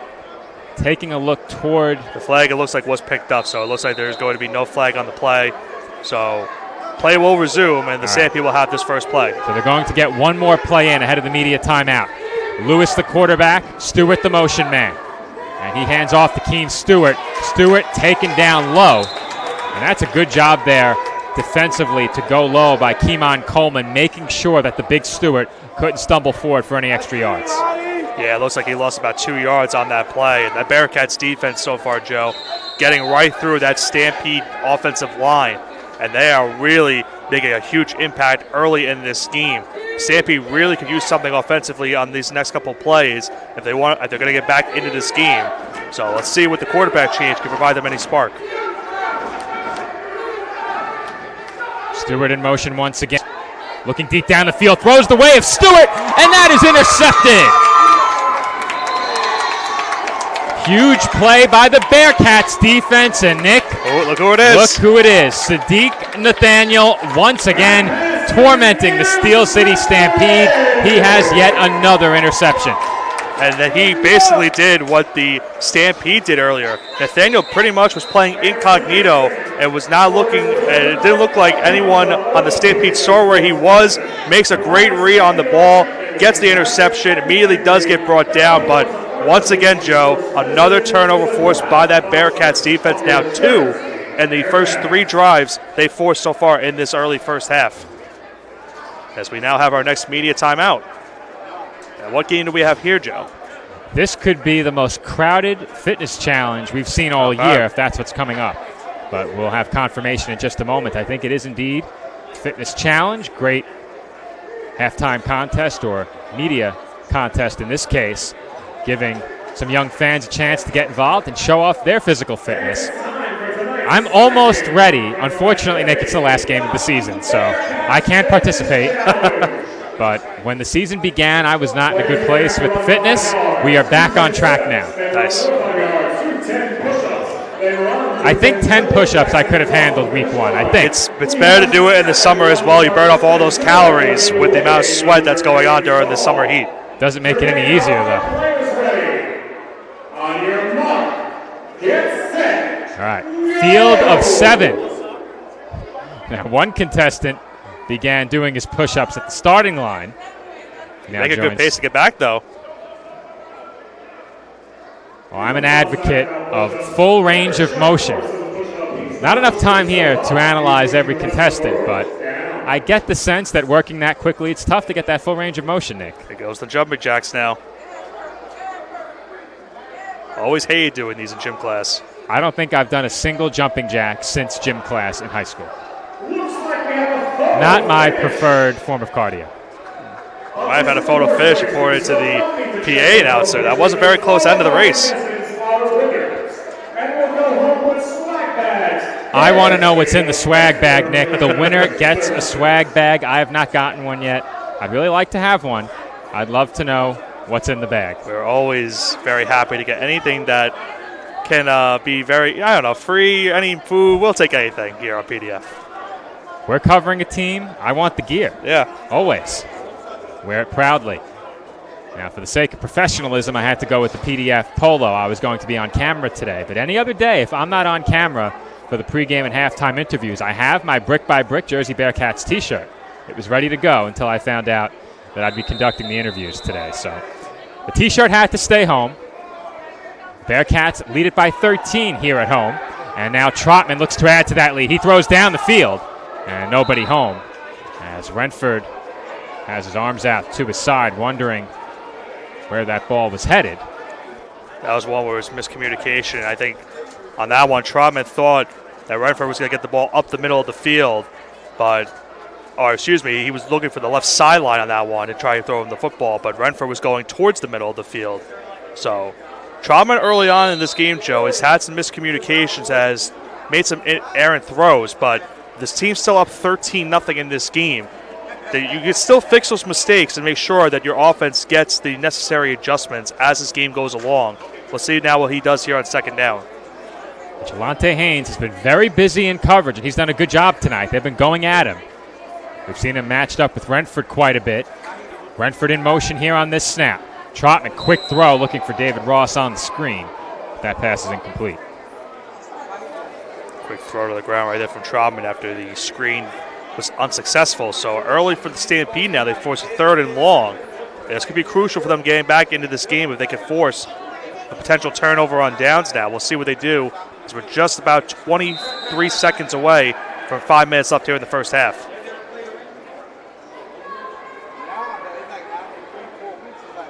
$5:15 to go until halftime. Renford and Simmons Jr. to the right of Trotman. Cooperwood in motion to the left as Ross receives the toss. He heads toward the sideline, fights upfield, and he's out across the 15. And forward progress should put him right around the first down marker. And Nick, he looks to be a yard short. As I said, it looks like he's just about a yard short on that one. Good job by the Stampede to wrap him up on that play. That definitely caught them off guard, though. I don't think the Stampede were thinking a run was going to happen, especially of a toss variation on that 3rd and 10. So now 4th and 1 coming up here for the Bearcats.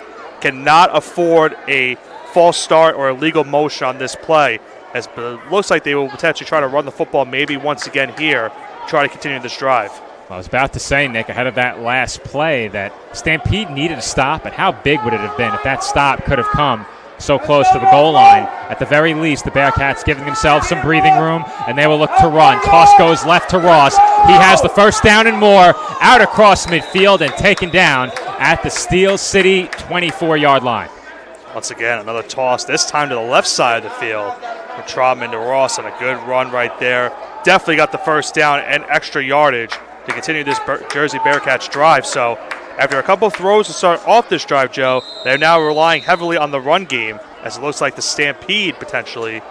There's a timeout on the field. I'm trying to see if it was called. It is called by the Stampede. Timeout called by Steel City, and with that, we will very quickly step aside for break. When we come back, the Bearcats driving, leading by a score of 13-0.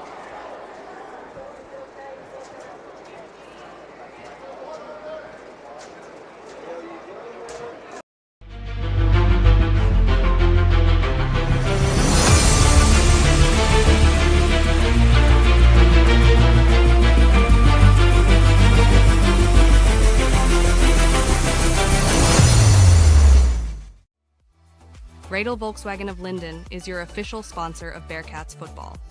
Visit our showroom today for great deals and tell them the Bearcats sent you. Rydell VW of Linden. Visit us today.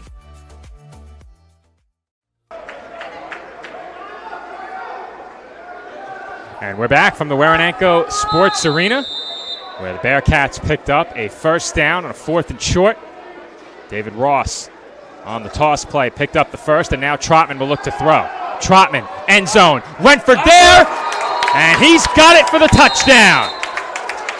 Well, Joe, he's been trying to hit Renford up a couple of times already here in this first half for a touchdown. That's definitely a confidence booster right there for Khalil Trotman, finally hitting Renford up for that score, and it's now a 3-possession lead for the Bearcats here with just 3 minutes to go in this first half. Undoubtedly the best ball of the night from Khalil Trotman. He did not have a big window. He did have the safety net of being able to overthrow that ball, and of course there's going to be no defender back beyond the glass in the corner, but he dropped it right where it needed to be, leading Renford into the little bit of open space in the corner of the end zone, and he protected his receiver as well. If you throw that too far ahead of him in the corner, he's going head first into the glass, but he did a great job making sure that didn't happen. Renford secures the catch and the Bearcats touchdown, as it looked like A.J. Roquet called timeout, and the Bearcats may be going for 2 here.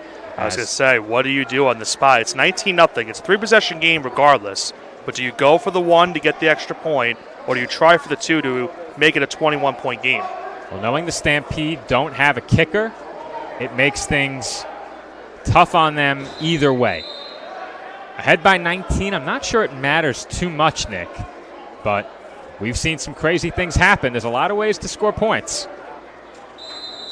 They have the offense out there on the field, so they are going for 2. And Nick, I was looking to see the halfback. It is Ross who is getting an increase in usage here tonight. We've seen a lot of him, and his usage rate has picked up throughout the season as Trotman looks to throw. Short pass incomplete.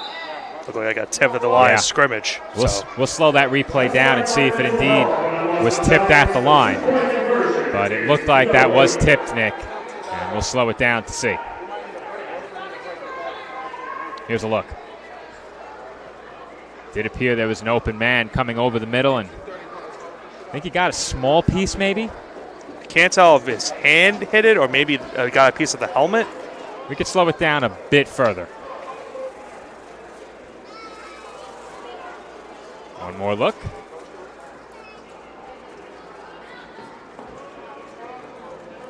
Looks like you had to hand it at the last second. Yep. It's good defensive play to keep 2 points off the board because it looked like the Bearcats had that conversion should the pass have cleared the line of scrimmage. It's now 19-0 in favor of Jersey. And when these two teams met earlier in the season, Bearcats had to sweat that game down to the final minutes. They've put themselves in a position now where they have an opportunity to shut out Steel City through halftime with 2:31 to go before the end of the second quarter. And then Steel City will get the ball to start the third. As McCoy had it hit off his hand, he brings it in. He works toward the near side, cuts upfield, broke one tackle, but is met by 3 Bearcats just across the 15. He is down at the 16. So about 2:17 now and counting in this first half.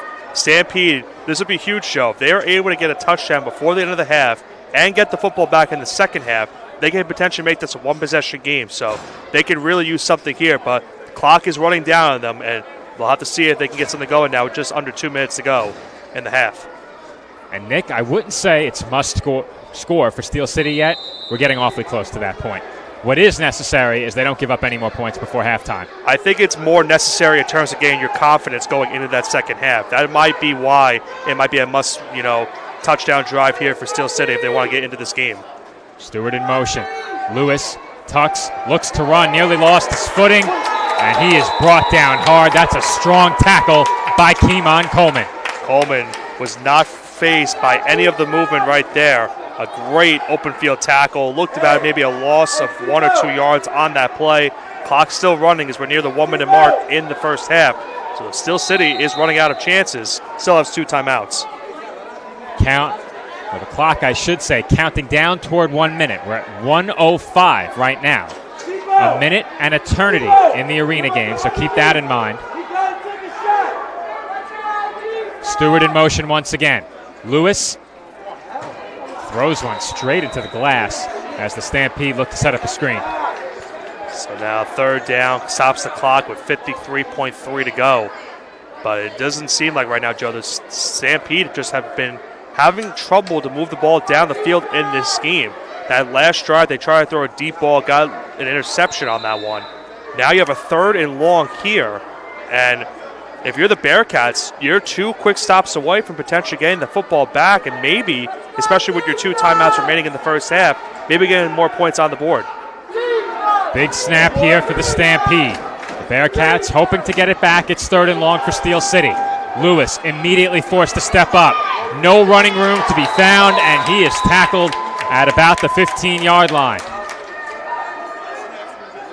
Deshaun Copes was in on that play. Had some help from Dylan LaCroix as well. And Nick, with 40.3 on the clock, this is a huge play for Steel City. They can't give it back to Jersey. And we saw in the matchup earlier where the Stampede got some crucial 4th down conversions to keep their drives going. But if they're not able to convert right here, the Bearcats, if they get the stop, will have that 1 timeout remaining, and they will have enough time potentially to get some more points on the board before this first half ends. So a crucial play. And I mentioned early on in this game, Joe, that's a point in this game where there could be how close these 2 teams are. One play could really decide who wins this contest. Big 4th down for Steel City. We have it at a 4th and about 12. Lewis in motion, or Stewart, I should say, and Lewis targeting Stewart, throws incomplete. And that would have been awfully close to a first down, Nick. Stewart had it, and it hit him in the chest. He was right at the marker. He would have gotten the first down. That is a brutal break for the Stampede. Now it stops the clock at 34.5 to go, and the Bearcats still have that 1 timeout remaining. But also on that play, Joe, Stewart took a shot after he dropped that football. He is very shaken up as he goes back to the sideline. Yeah, he hasn't moved that left arm since exiting the field. That would be a huge loss for Steel City, and that's a first down, Nick, that it felt like they had to have. And if Jersey can score here, that will make it a 3-possession game. Check that. It would be a 4-possession game. And they have excellent field position, even though we know how the field position is for arena football. Regardless, any field position is good. But when you're on this side of the football, the Bearcats will certainly take that, especially with that 1 timeout to go. I always say, Nick, if you're in plus territory, you're off to a great start. And the Bearcats will start this drive from the Steel City 17. Trotman looking to his left, throws that way. Renford, end zone, and he's got it with one hand. Wow. Touchdown, Jersey. The adjustment Renford had to make on that catch, Joe. That is wide receiver one-on-one right there. It did not look like Renford was going to be able to catch that one. Just gets behind the defender at the last second and catches it with one hand to make that touchdown, as we had a very long and extensive Jersey Bearcats touchdown call from the PA announcer. Renford with what might be the highlight of the year for the Bearcats here at home, Nick. And we'll get another look at it as he went up over the top of the Steel City defense. We'll get a second look following this extra point. Renford could make the case he could have had 4 touchdowns here in this first half. And that extra point is no good. So it is 25-0 Bearcats. Let's get one more look at that last play. And you'll see here, Renford, Trotman looks at that the entire way. It doesn't look like Renford's going to be able to play with the safety especially right there. But at the very last second, Renford got behind him and had to only make that catch with one hand. There was no way he was going to be able to catch it with 2. That's just a great play by Renford, who's had an unbelievable first half in this one. And how about Trotman, Joe? After the first couple drives did not go his way, he has now found that groove late here in the first, and now a 4-possession lead for Jersey here with 29.4. And Nick, you know this is closer to what the Bearcats expected in the first meeting versus what happened in that game. And credit to the Stampede, they traveled into Waranenko in week 2, and they pushed the Bearcats to the limit. The Bearcats have come out in this game and really asserted dominance in the first half. Steel City will get the football to start half number 2, but feels like they need a score right now. They have 29.4 to get one. And they still have 2 timeouts as well, so they still have a chance here, but their offense has been struggling right now to move the football. And you hear the 12th man, Joe, as I mentioned earlier, they are getting into this one. Chance of defense before this kickoff. And the kickoff went through the arms of Apollon. He allows McCoy to scoop it up, and now McCoy is being yanked all the way back. I think forward progress will have him at about the 10 or 11. Almost a face mask on that tackle. They'll spot him at the 11. And still, that's not great field position for Steel City. That could be another spot where, if you're the Bearcats, you get some pressure, which they have been doing, especially on that last drive. That could force an errant throw, maybe give Jersey maybe one more opportunity to score. And they still have 1 timeout as well.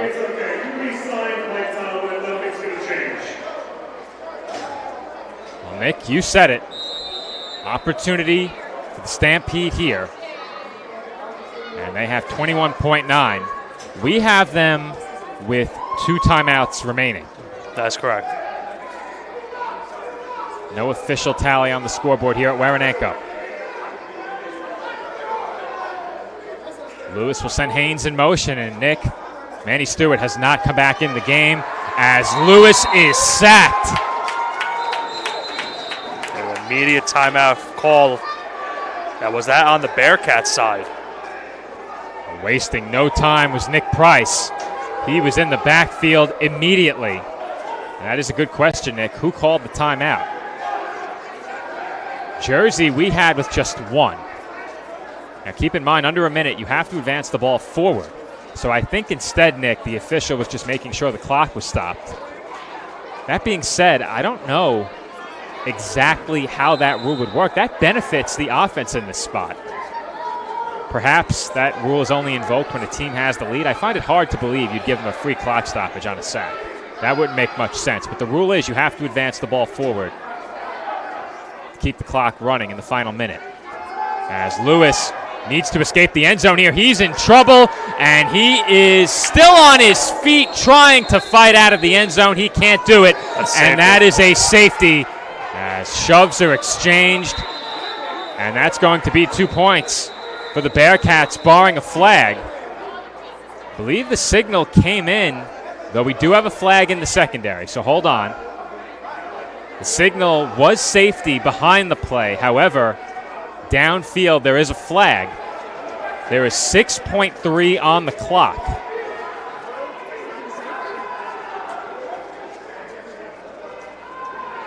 That's on the defense. That's a break for Steel City. Huge break for them. And Nick, they still have to go all out and try and score here.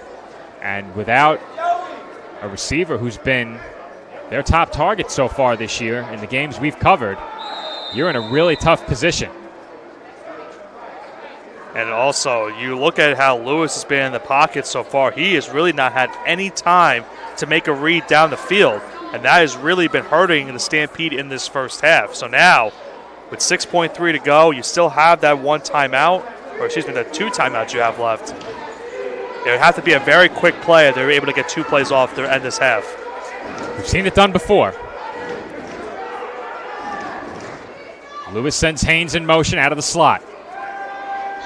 And immediately he is met by 2 Bearcats once again. That's a safety. And that is a safety to end the first half. It was Price, this time joined by LaCroix. What a buzzer beater right there for the Bearcats to end this first half, getting that safety. And Joe, 27-0 lead for the Bearcats going into halftime. They have all the momentum going on their side of the football right now on both sides. And look, early on, their offense was struggling. A scoreless game, remember, going into this quarter. And they outscore the Stampede 27-0. Kind of similar to what we saw last week against the Warriors, where the Bearcats outscored them 25-0. All of that coming in the fourth quarter to give them that 40-point win. Well, Nick, early in the game, things didn't look good for the Bearcats. They had the early interception. They had the missed connection on the touchdown. Since then, seems they can do no wrong. You have to love what you've seen from Jersey if you're a fan of the Bearcats. As for the Stampede, they are now down a receiver, assuming Stewart can't come back in the game. They've made a change at quarterback, and they need to make some adjustments heading into halftime. We'll see what they come up with as they trail by 27. Our score at the break, Jersey 27, Steel City nothing. We will have our Lady Bearcats spotlight during the halftime break, but first we will throw it to a word from our sponsors, and we'll come back with our Lady Bearcats spotlight.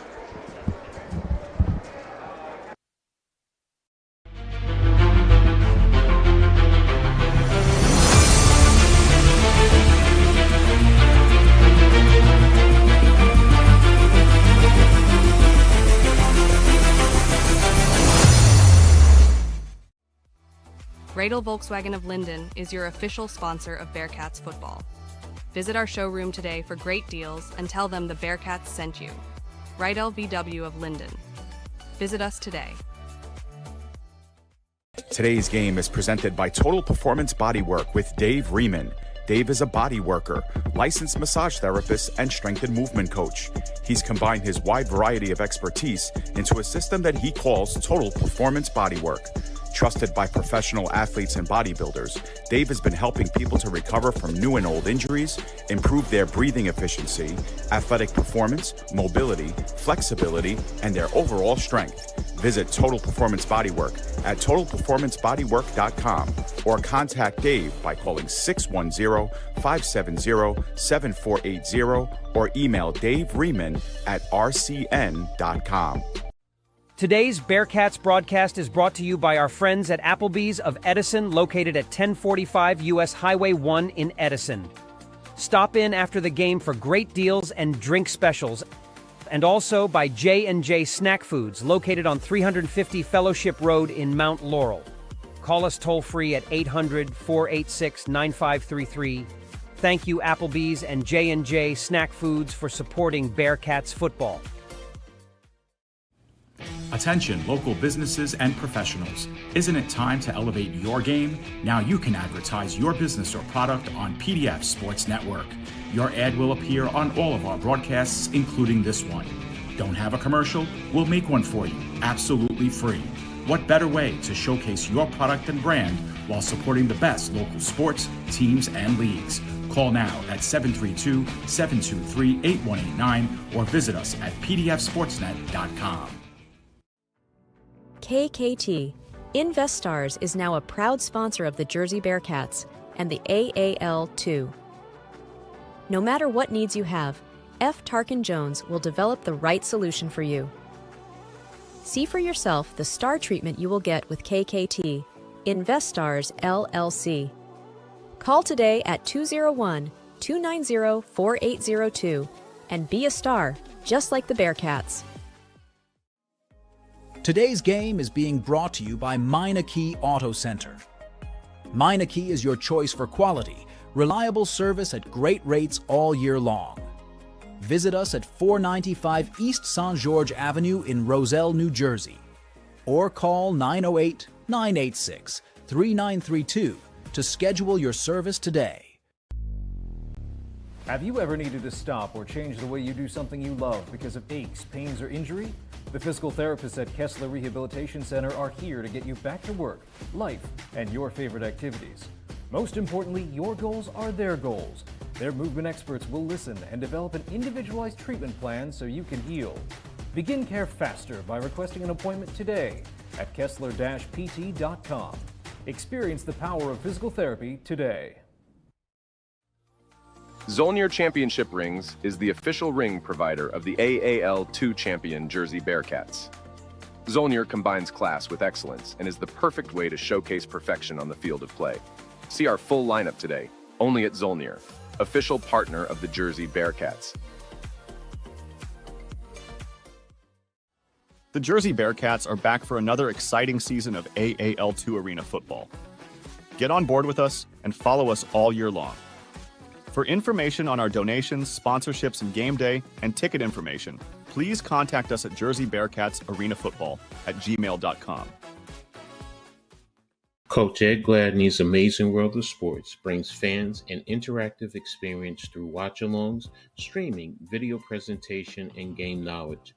Coming from the mind of Coach Ed Gladney, fans gain an expanded understanding of sports entertainment from over 40 years of coaching experience. Coach Ed taps into his experiences from the different levels of sports he has coached as he is able to introduce fans to sports from a coaching perspective. Bearcats fans, it's not too early to prepare for 2025. The Bearcats and the AAL2 are looking for partnerships and sponsors in 2025 as we grow our organization, team, and community reach. Reach out to us to get on board, inquire about team sponsorship or expansion, internship opportunities, and of course, 2025 season tickets. Reach out at Jersey Bearcats Arena Football at gmail.com or visit AmericanArenaLeague.com. Join our winning team and let's tackle the 2025 season. The Omega Psi Phi fraternity was founded on November 17, 1911, on the campus of Howard University. Its founders are Dr. Oscar James Cooper, Professor Frank Charles Coleman, Bishop Edgar Amos Love, and Dr. Ernest Everett Just. Its cardinal principles of manhood, scholarship, perseverance, and uplift are the key principles which cement this fraternity to where we are today. Gamma Nu Nu chapter of the Omega Psi Phi Fraternity Incorporated was chartered on July 11, 2019, and are located on the Joint Base McGuire-Dix Lakehurst in Columbus, New Jersey. Brothers of like-minded walks of life and careers make up and continue to build on the very same ideals to this very day, just as the founders of this great fraternity have done. For more information on Gamma Nu Nu, please visit us on Facebook, Gamma Nu Nu, the Bridge Builder Qs, and Instagram, #JBMDLQUES. Bella Pianta Orthopedics, providing care with compassion and integrity for orthopedic disorders and injuries. We also offer concussion support for coaches, schools, and athletes, with 24-hour diagnostic and rehabilitation management for injured athletes. We are the proud team physicians for your New Jersey Bearcats. Please visit our comprehensive website or call us at 201-490-4333. Burgers are better at the Brownstone in Metuchen. My weekend starts with the Brownstone burger, topped with cheddar, barbecue sauce, and a fried egg. Give me the Hawaiian burger. I love the Canadian bacon and sweet pineapple. How do you like your salads? Shrimp, chicken, beef? Stop in and see why families are eating good at the Brownstone in Metuchen. We'll meet you at the Brownstone. We'll meet you at the Brownstone.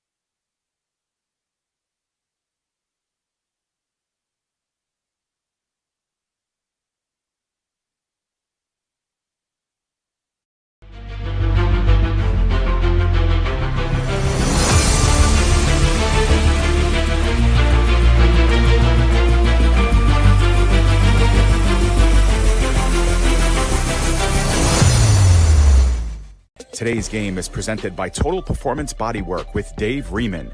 Dave is a body worker, licensed massage therapist, and strength and movement coach.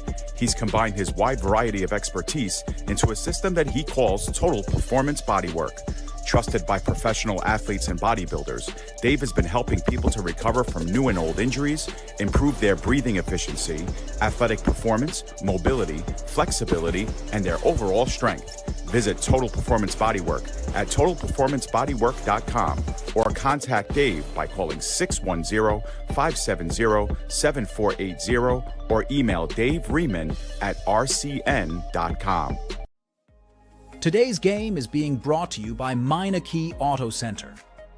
Meineke is your choice for quality, reliable service at great rates all year long. Visit us at 495 East St. George Avenue in Roselle, New Jersey, or call 908-986-3932 to schedule your service today. The Jersey Bearcats are back for another exciting season of AAL2 Arena football. Get on board with us and follow us all year long. For information on our donations, sponsorships, and game day and ticket information, please contact us at Jersey Bearcats Arena Football at gmail.com. Coach Ed Gladney's Amazing World of Sports brings fans an interactive experience through watch-alongs, streaming, video presentation, and game knowledge. Coming from the mind of Coach Ed Gladney, fans gain an expanded understanding of sports entertainment from over 40 years of coaching experience. Coach Ed taps into his experiences from the different levels of sports he has coached as he is able to introduce fans to sports from a coaching perspective. Bella Pianta Orthopedics, providing care with compassion and integrity for orthopedic disorders and injuries. We also offer concussion support for coaches, schools, and athletes, with 24-hour diagnostic and rehabilitation management for injured athletes. We are the proud team physicians for your New Jersey Bearcats. Please visit our comprehensive website or call us at 201-490-4333.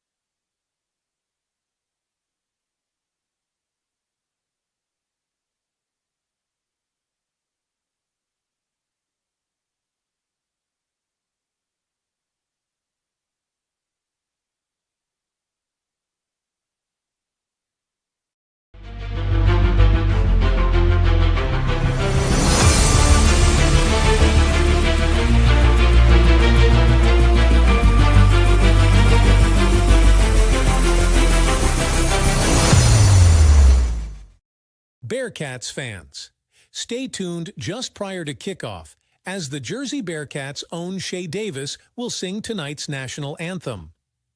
Coming up at the conclusion of the Brownstone pregame show right here on the PDF Sports Network. Zolnir Championship Rings is the official ring provider of the AAL2 champion Jersey Bearcats. Zolnir combines class with excellence and is the perfect way to showcase perfection on the field of play. See our full lineup today, only at Zolnir, official partner of the Jersey Bearcats.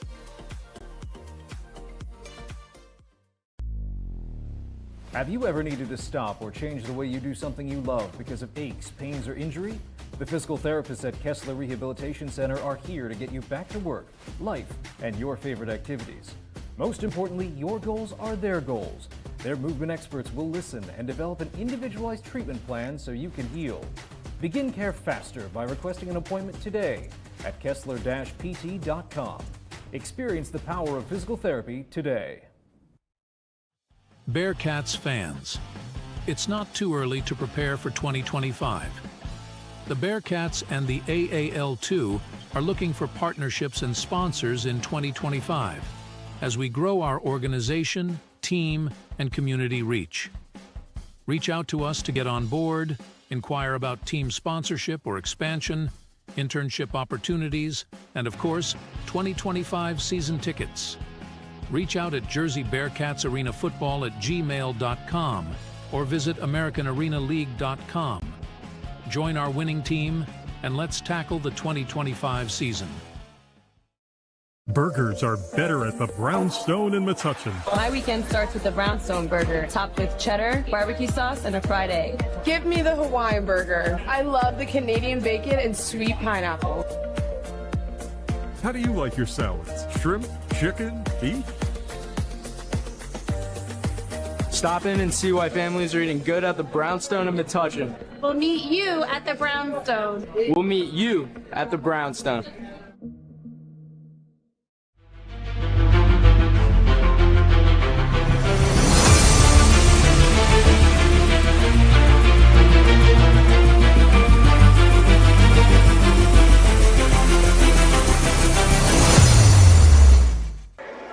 And we're back here on the PDF Sports Network with under a minute to go until the start of the second half between the Jersey Bearcats and Steel City Stampede. And Nick, by the time the Lady Bearcats emerged from the locker room, it was time for them to take team photos. They got one photo as a group and one photo with the football roster. So we didn't get a chance to do our Lady Bearcats spotlight during halftime. Perhaps we'll catch up with a member of the Lady Bearcats following the conclusion of tonight's game. And right now, Nick, all signs point towards this game ending in a Bearcats victory. How can the Stampede find a way to put this outcome in doubt to start the second half? Well, Joe, it's a couple of things that they have not been able to do in the first half. They first off need to get a completion in this game. I do not believe they have completed one pass. I could be completely wrong about that, but to my knowledge, I don't think they've completed one pass in this game. So they need to first get that going in this game. Obviously, moving the football down the field will go a long way as well. But also for them, it's really going to come down to their pressure they've been allowing on the offensive side of the ball. You saw that last drive to end the first half for the Bearcats. They forced so much pressure leading to that safety on the final play of the half to get them this 27-0 lead. So the Stampede really need to, overall on offense, they've just got to fix a bunch of things to make sure that the second half is not as bad as the first half goes. And if you're the Stampede defense, they've also got to make sure that they can control their secondary issues that they've had in that first half. We saw Renford with 2 touchdowns in that first half, and he could have made the case, Joe, to have 4 in that first half. So he had a huge first. Stampede really need a big spark to start this second half if they want to come back and pull off what would be an unbelievable comeback in this game. Stampede, no strangers to comebacks here at Waranenko. The Bearcats have showed no signs that they are going to let up in this game. So with Steel City receiving the football to start half number 2, we're about set for the start of the third quarter. I believe we are awaiting the clock being reset right now. Still 3 zeros up there on the clock. So once the clock is reset, we're good to go. And there we go. All right, 15 on the clock. Third quarter from the Waranenko Sports Arena. Jersey leads Steel City 27-0. It's been a dominant showing for the Bearcats. And they hope with a potential onside kick to get the ball back. And I think Steel City came up with it. And Nick, we saw that last week as the Bearcats tried to kick it toward one of the very big up men on the Western Maryland Warriors. Only one Stampede player was there in a position to receive that kick. And fortunately for Steel City, they were able to come up with it. Perhaps that's the jump start they need offensively. Great starting field position. And that one for the Bearcats, they were trying to catch the Stampede off guard. Kind of like we saw in the Super Bowl with the Saints and the Colts, where we saw the Saints get that onside recovery to start the second half, and that would go a long way into them winning that game. But for this one, the Bearcats trying to put maybe an early exclamation point into winning this one. But for the Stampede, they now get the good field position to start the second half. And as we mentioned, Joe, they need a huge second half to get back into this game. They once again, though, go back to their original starting quarterback. So another quarterback change coming up for them. Rodney Gilmore back in at quarterback for the Steel City Stampede. However, Manny Stewart is not back in, as Haynes was the motion man. Gilmore keeps and is carried into the Bearcats bench. That will draw a flag. Bearcats have been delivering a bunch of brutal hits in this game that have really left a lasting impact for the Stampede in this game. They have been getting beat up in the field here today, but they'll have some extra field yardage now after that previous penalty. So Steel City will gain yardage from the personal foul. This would be a half the distance to the goal position on the field in assessing that personal foul. I think if you're the Stampede, getting not only that good field position to start off the half, but now you get that penalty tagged along with it, that could maybe, provide a spark for the Stampede to get back into the scheme. They need to get those points on the board first, though, if they want to have a chance to get back into it. Gilmore remains the quarterback for the Stampede. It looks like he will be under center moving forward in this game. As Nick mentioned, he got the start. And they will hand off. And nothing doing on that carry. Keem Stewart pushed backwards as he tried to bounce it outside. And the Jersey defense with a strong effort on 1st and goal. Yeah, I think if you're the Stampede, this feels like that point in the game, Joe, where we mentioned earlier on. It's pretty much now or never for Steel City if they want to get back into this one. If they cannot get a touchdown in this drive, that might be all she wrote here for this game. And Nick, I think it's fair to say it's now or never for the Stampede. They must score on this drive to remain in this game. 12 minutes to go, 3rd quarter. Still plenty of time, given that Steel City scores. Jersey, of course, hopes that is not on the agenda. Haynes in motion pre-snap as a flag will come in from the secondary. And with that, we'd like to let everyone know that tonight's 3rd quarter is being sponsored by Rydell Volkswagen of Linden. Purchasing a car these days can be tough, but not at Rydell, where our expert team makes car buying easy with a friendly staff and accommodations that put you, the driver, first. Score a touchdown on the field and on the road with Rydell Volkswagen of Linden, proud sponsor of the Jersey Bearcats and their fans. Haynes, the motion man. Gilmore flushed out to his right. He escapes the pressure, throws, end zone, incomplete. And Nick, that was nearly intercepted once again. I'm not sure if the flag was also thrown on the play. I thought maybe the referee in the middle of the field threw one. We'll have to see if that was the case. But the Bearcats almost hitting another interception, turnover forced. And it definitely was a flag, Joe, because the referees are discussing it. That is against the Bearcat defense. So there is a flag on the play, and we'll see if that results in an automatic 1st down. The previous penalty was, I think, illegal formation on the Stampede, which gave them back 5 yards. That one, I think, was in the secondary. Not sure if maybe there was holding or pass interference maybe in that secondary for the Bearcats. But once again for the Stampede, they get some new life now here back in the goal line. So it looks like that ball is spotted maybe about the 9-yard line, it looks like. That was Tariq Pusey on the coverage in the secondary, but we cannot see the sticks. I would assume that given the way the ball was moved, that was a foul in the secondary resulting in an automatic 1st down, which would set up a 1st and goal. Perhaps from our platform, our camera operator can see the sticks. As Gilmore will look to pass, he throws left corner of the end zone too high. And the intended target on the play was Jelante Haynes.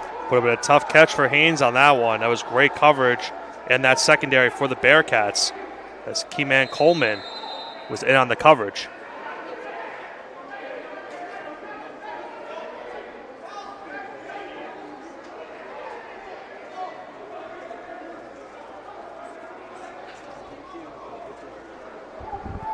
Correction, Joe, that was actually Sadiq Nathaniel that was in on the coverage. We've already seen him, the interception in this game.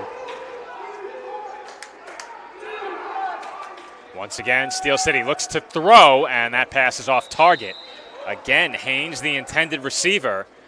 And Joe, that was 4th down. All right, so there was no automatic 1st down on the penalty, and that was 4th. The sticks were completely obstructed by the Bearcats bench. We could not see the down markers. So though there was a penalty against Jersey, it did not result in an automatic 1st down. And instead it was a replay of the down. So the foul must have been at the line of scrimmage, Nick, rather than in the secondary. The flag certainly came from the secondary, but the foul was at the line of scrimmage. So that was 4th down. That's got to feel like a gut punch right there for the Stampede, not scoring on that drive. We're gifted a flag, but they also had a flag that came along their way as well. And now they got back on a defense, still trailing by 27. They could really use a turnover to get back into this game, but time is of the essence now. We're approaching the next media timeout, 8 minutes to go in this third quarter. Bearcats football. They were going to have that media timeout. We are going to have that media timeout. So, Nick, once again, we're going to have an on-field contest, and for that, we'll turn it over to public address. You and I will step off headset for just a moment. Our score in the third quarter, Jersey 27 and Steel City nothing.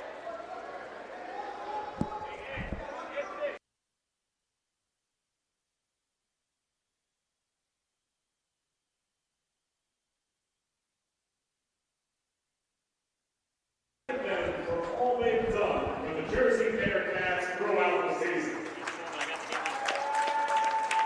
Joining co-owner Renee Sanders, we have representatives from Bearcats Orthopedics, Kessler Rehabilitation, Infinite Athletic Training, and KK Team Investor. The Jersey Bearcats players, coaches, staff, and fans, thank you for making this season a success.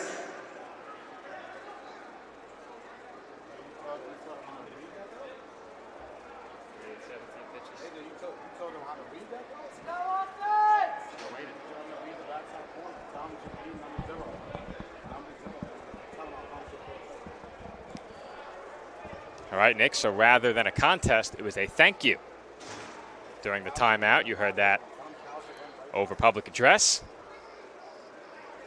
And now the Bearcats offense will take over, leading by 4 scores in this game.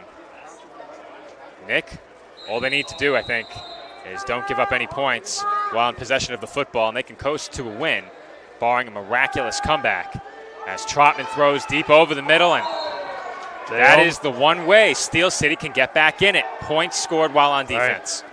Trotman had a wide receiver wide open up the middle, but a little bit over his head on that one. And Day Lewis almost had himself an interception and maybe could have gotten a pick 6. And Joe, he did some push-ups after missing that interception. And public address just made a comment about him doing those push-ups. Get him in the fitness contest. Though that might not be fair. Although some of the Bearcats are saying that wasn't a regular push-up, so you be the judge at home if that was a good push-up or not. It's now second down and 10 for the Bearcats here. Trotman throws high, looking for Renford. The opportunity was there again, Nick. Once again, looking for that wide receiver up the middle of the field, and once again had a good opportunity to get that throw there.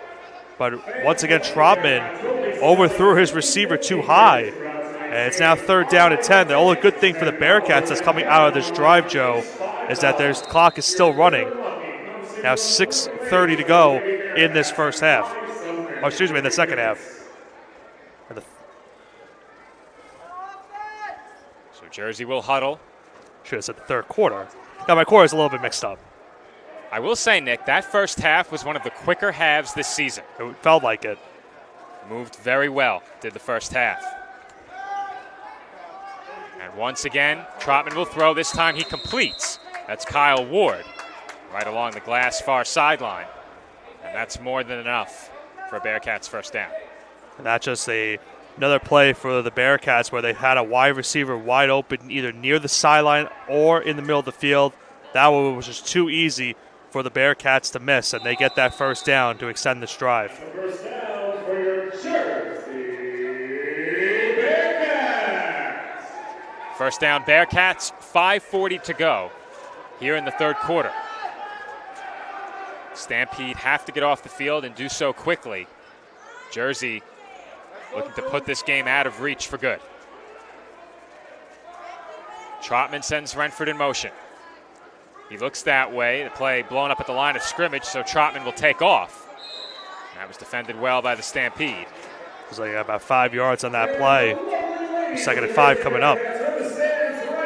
Joe, you got raffle tickets in front of you. Might have to we're gonna have to maybe buy one and see if we can win. Pat won last week. No, he didn't. I know. The prize last week, I believe, was a wine basket and a basket of lotions. I'm not sure what use that would be to me. I'm gonna love it with you, Joe. I wish I heard what you said. The public address announcer mic booming right now.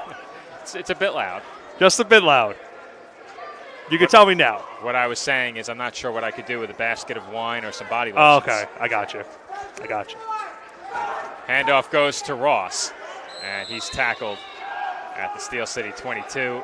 Nice wrap-up tackle right there for the Stampede. Forces now 3rd down. We have a whistle down on the field. There's some T-shirts along with those raffles, so we can get some merch.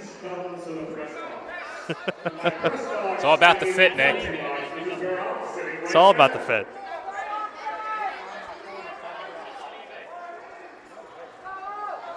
Third I down know a guy now. who could sell him on eBay, Nick. Yeah, I've heard. Trotman throws right. That's complete to Simmons Jr. And he was wrapped up, it appeared, but instead he fights forward out across the 10-yard line. And once again, Joe, the Bearcats using that curl flat on that sideline. Too easy of a play for Jersey, and they got enough separation, gets the first down. It looks like it's going to be 1st and goal coming up for Jersey right here.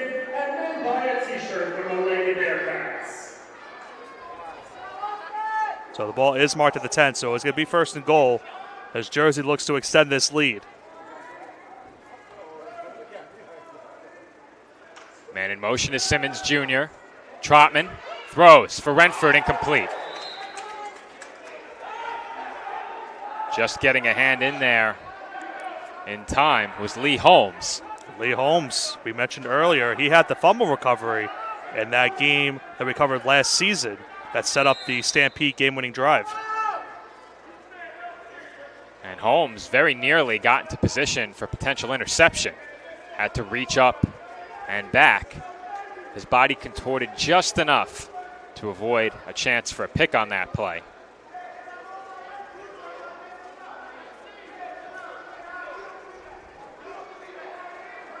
Second down, Bearcats.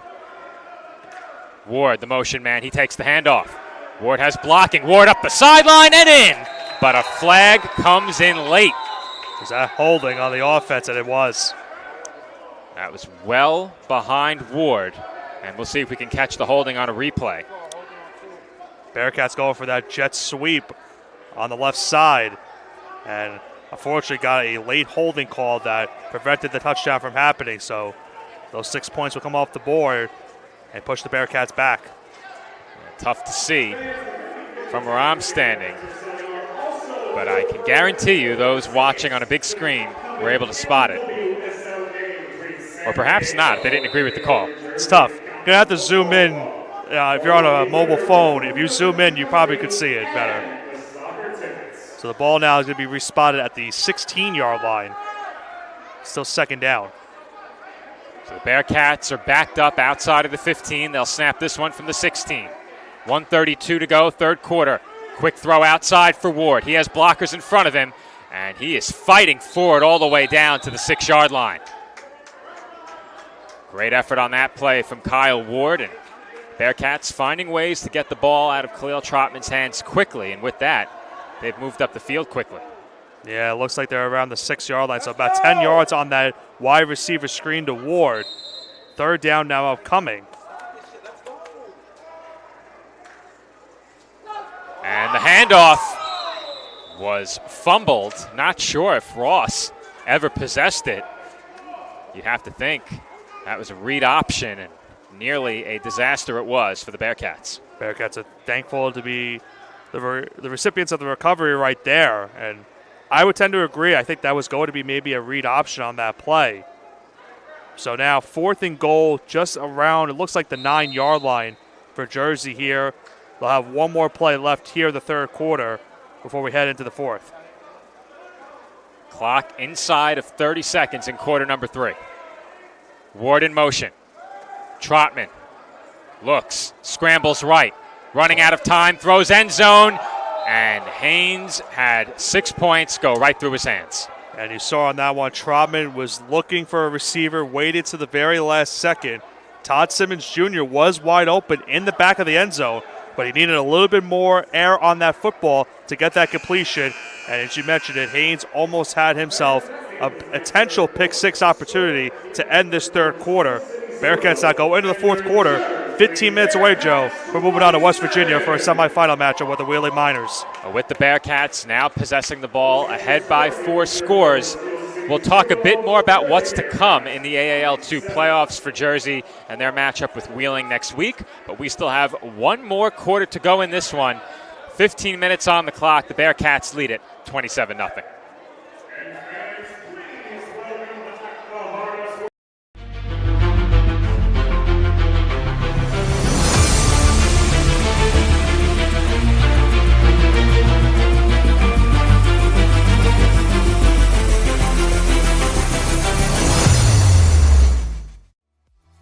Radel Volkswagen of Linden is your official sponsor of Bearcats football. Visit our showroom today for great deals and tell them the Bearcats sent you. Rydell VW of Linden. Visit us today. Bella Pianta Orthopedics, providing care with compassion and integrity for orthopedic disorders and injuries. We also offer concussion support for coaches, schools and athletes, with 24-hour diagnostic and rehabilitation management for injured athletes. We are the proud team physicians for your New Jersey Bearcats. Please visit our comprehensive website or call us at 201-490-4333.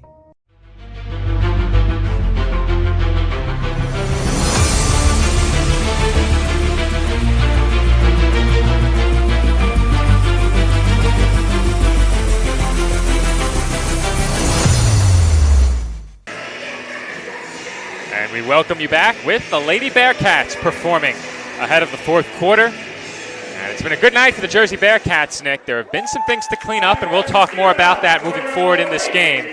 But the outcome of this game hasn't been in doubt yet. The Bearcats jumped out to an early lead.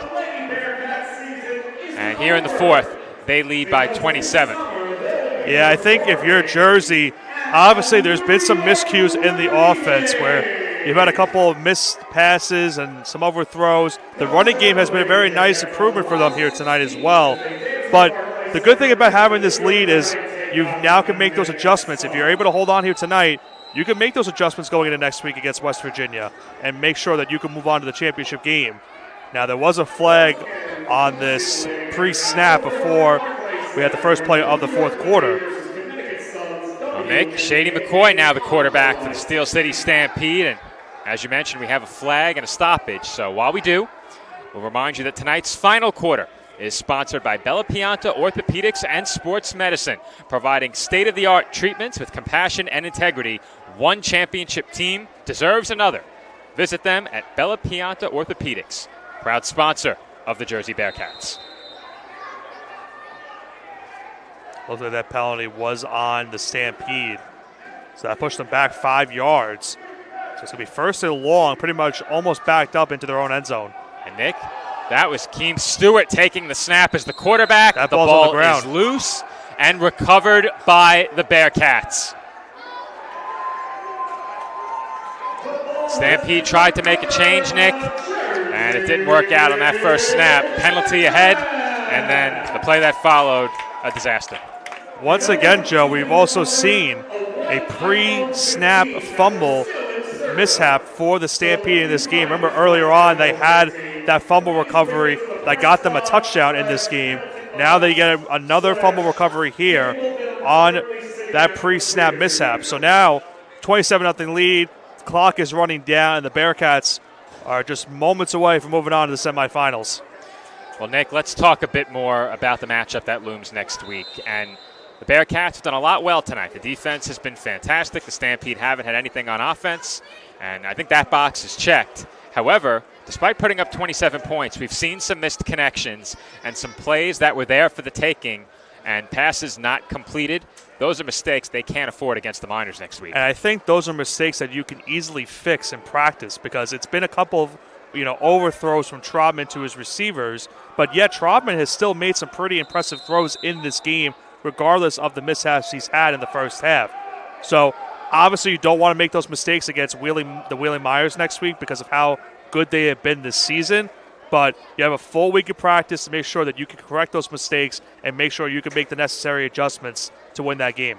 And let's talk about something else that changes next week. It's not just the opponent. Obviously, the Wheeling Miners, a team that has beaten Jersey twice this year, but the facility will also change. You lose home field advantage. Right. However, the roof, no longer a factor on that deep ball, and that completely changes the game.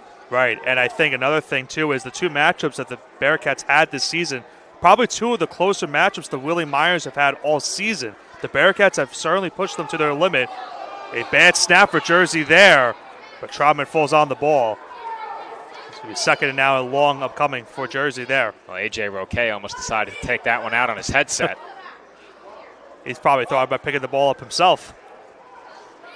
He is a former quarterback, very accomplished quarterback at the college level. So that will move Jersey way back. They'll snap this one from about the 12. But obviously, Nick, there are things for the Bearcats to clean up. That being said, this team deserves a ton of credit for persevering through obviously the loss of Stephen Colon. They dealt away Pete Savridis and have incorporated a lot of new weapons into this offense, adjusting throughout the season to get to this point.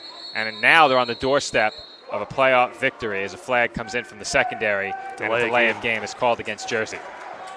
And you hate to see a game that's now in the final 11 and a half minutes end on a sour note like this with a botched snap and some penalties. You'd love to end on a high note if you're the Bearcats, but right now they're not trending in that direction. Yeah, I think you want to make sure you have a good amount of momentum going into next week for that matchup. So can't afford those penalties as Troutman will take the snap there, and the ball gets tipped at the line of scrimmage. So it's going to bring up now third down. Nice play by, trying to think, that was number 32, Joe? I think that was 32 that had the deflection on that one.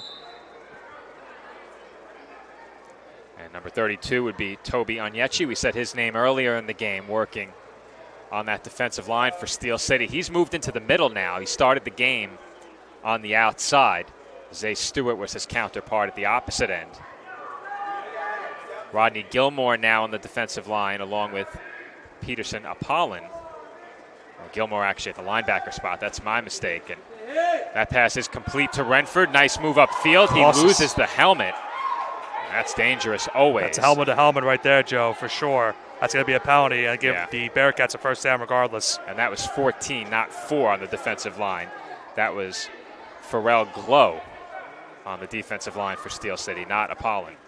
And Nick, a player who had 3 interceptions in the first meeting in Peterson Apollon, he's been playing offense tonight. We haven't seen him on the defensive side of the ball, but Jelante Haynes had a nice night in that Steel City secondary and has filled the shoes that we saw Apollon fill back in the first matchup. Yeah, we've definitely seen a good performance from Haynes in this game. But going back to that play, Joe, that's one where if you're the Bearcats, you cannot afford to have any type of injury this late in the game when you already have the game pretty much wrapped up. You need to make sure that at this point in stage of the game that you do not get any injuries so you have these key players for you next week against the Miners. That's always a point that comes up late in these games that are decided typically. And I think with the clock continuing to run, this game has been decided with a 4-score lead. But Troutman and the Bearcats looking to go ahead by more as that pass was completed to Simmons Jr. on the screen. And he will take it in for a Bearcats touchdown as he passes that ball over to the official. 33-0 Bearcats, 9 minutes to go. I know someone that likes the number 33. It might be the PA announcer, the way he has exclaimed, I should say, the Jersey Bearcats. But a 33-0 lead now. 8-minute media timeout warning is almost coming up here. Very impressive second half. But the first half obviously was a huge, huge reason why this game got out of hand. Bearcats defense playing phenomenal in this game. And I mentioned it earlier that they were looking to carry their defensive momentum from last week into today. They certainly have done that in this game. They sure have. And the extra point is good. Jersey now in front by 34, so fans of the number 33 will have their excitement. Short-lived 33 moment right there. Big lead for the Bearcats now, and Nick, we've mentioned it already, but Jersey will move on to face the Wheeling Miners next week. And back in week 1, that game was a shootout. Back and forth. The second game played here at Waranenko doesn't really allow for that with the low roof. It was a little bit more defensive compared to the first low-scoring game. And the Bearcats in that one were right there until the end. Came up just short. What do they need to do next week to get over that hump and advance to the championship? I think you have to just fix anything on the offensive side of the ball that has been, not going their way in this game. Obviously, some missed completions. They've had some pre-snap penalties. And other than that, your defense, this is a good boost to go into next week. You've seen a lot of good things from the defensive side. Great pressure, forcing a couple of interceptions as well. We know the Wheeling Miners, though, Joe, have a great offense. I mentioned it. They put up 71 points last week.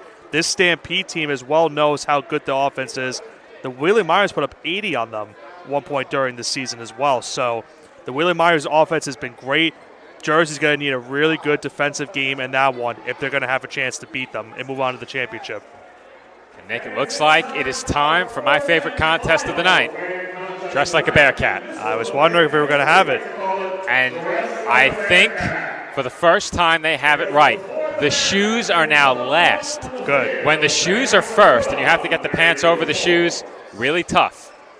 So a bit easier on our contestants here tonight, as it looks like we're going to have a field of 4 competing in the Dress Like a Bearcat contest. For this contest, our contestants are going to have to And it looks like some of our contestants were waved off the field. They only have 2 uniforms, Nick. Just a bit of a overcount. Everybody wanted in. They've seen how tough it is. They wanted to try their hand. I mean, if you're getting a swag bag at the end, Joe, why not? I agree with you. I was surprised we're not on the field competing for this. It goes silent on the call. You and I waiting at the door to get down to the turf on field level. Look who's on the field, Joe, as well, trying to help our 2 contestants out with this relay race. We got a couple of Bearcats ready to give an assist. It's number 91 on the far side. That's Jaleel Tyler, and then, of course, on the side, Shea Davis. All right, the jerseys are on. And they're giving an assist with the pants. And Davis is running along with them, trying to get the cleats on. What size are those cleats is the question. Oh, boy. Well, the pants are falling. The pants are down. He's stumbling and bumbling, but he's into the end zone. That is as spirited an effort as we have seen all season. You got to love the effort for those swag bags. A very fitting end to a season filled with great media timeout contests here at the Waranenko Sports Arena. They got that one in outside of 8 minutes with 8:23 to go in the game. So thank you to our contestants, and a great job by Jermaine Sanders and the Bearcats all season long to put on great entertainment for the fans during our timeouts. So now we come back from that media timeout, 34-0 lead. We've already seen the Bearcats once so far in this second half, Joe, try an onside kick. Who knows if they try it again? I think the Stampede would be wise to be ready. Let's see. Cardozo will kick. Now, were they trying to kick that at the up man is the question, because it just missed him. As the tackle is made short of the 15-yard line. And once again, on that kickoff return, just no breathing room for the Stampede to get up the field. And once again, they will have short field position on this one for the Bearcats. A chance with a turnover maybe to get some more points on the board. Apollon was the return man on that last one, but that kick barely missed contacting Pharrell Glow up front, leading that special teams unit as one of the up men for the Stampede. So the clock is running. We are down to 7:40 remaining here in the fourth quarter. And the Bearcats, with a win tonight, will advance to face the Wheeling Miners. That game will take place in 1 week. Jersey will travel to West Virginia. And then, should they win, 2 weeks later, they take the field there once again. If the Miners win, they will play in the AAL2 Championship Bowl 2 on their home turf. And What a big advantage that would be. Throw goes toward the far side. It's complete. And the tackle is made just shy of 20.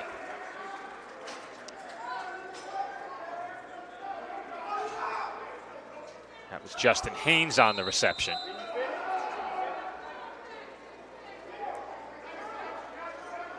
Now Nick. Was that the first Steel City completion, or they had one earlier in the half? That might have been the first one, Joe. I'm having a hard time remembering if they had one. They might have had one before that.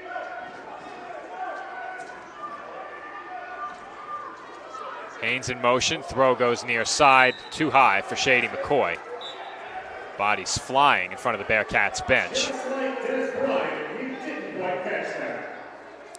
Well, apparently Des didn't catch it. I'm in agreement of that, Joe. He thinks Des didn't catch it. I agree he didn't catch it. You think he didn't catch it? Well, you're a Giants fan. That's bias. Though. You're a Giants fan. I don't know, Nick. I think he caught it. Des anyway. Yeah. No, he didn't catch it. some very colorful public address announcing tonight. Definitely say that. That's definitely the case for that. Got now 3rd and about 4 upcoming here. Haynes in motion. Throw goes deep in his direction. Jump ball, incomplete. Almost a one-handed catch on that sideline made by Haynes. On the coverage was Adam Dolphin. And we've said his name quite a bit this season. Dolphin's been in on some big plays defensively. He's done a good job in the defensive backfield for Jersey.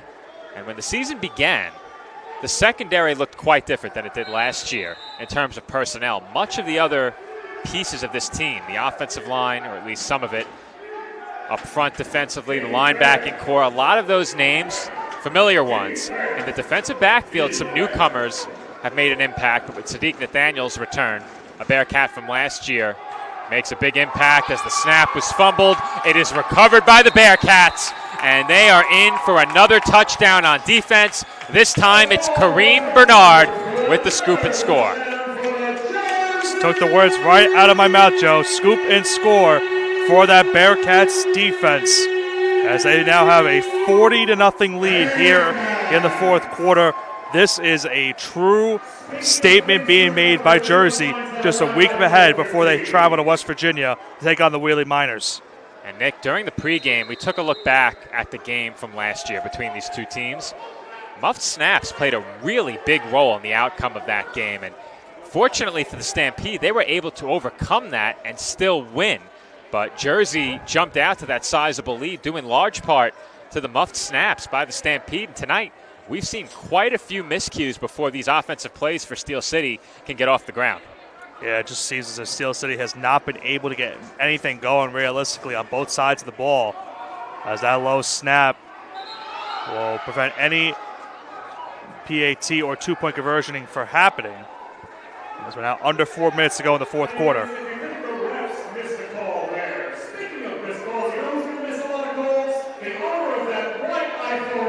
Well, Nick, I had to see where that segue was going over public address.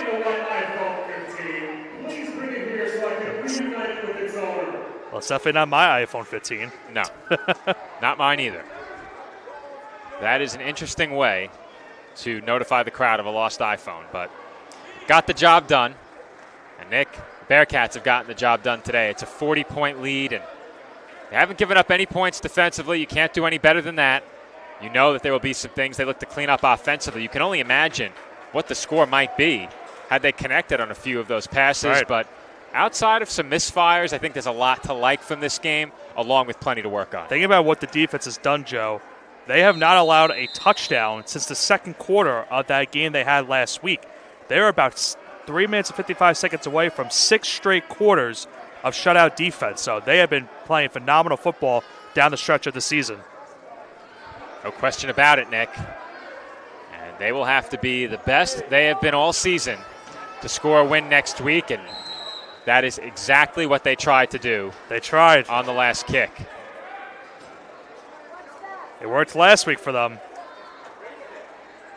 But Stampede will have short field, and we'll see if the commentators jinx strikes, Joe. I said if they get past this next 3 minutes, they will get the 6 straight quarters of shutout football. Stampede will at least like to get some points on the board to end their season. With that short kick contacting off the up man, Steel City gets great starting field position.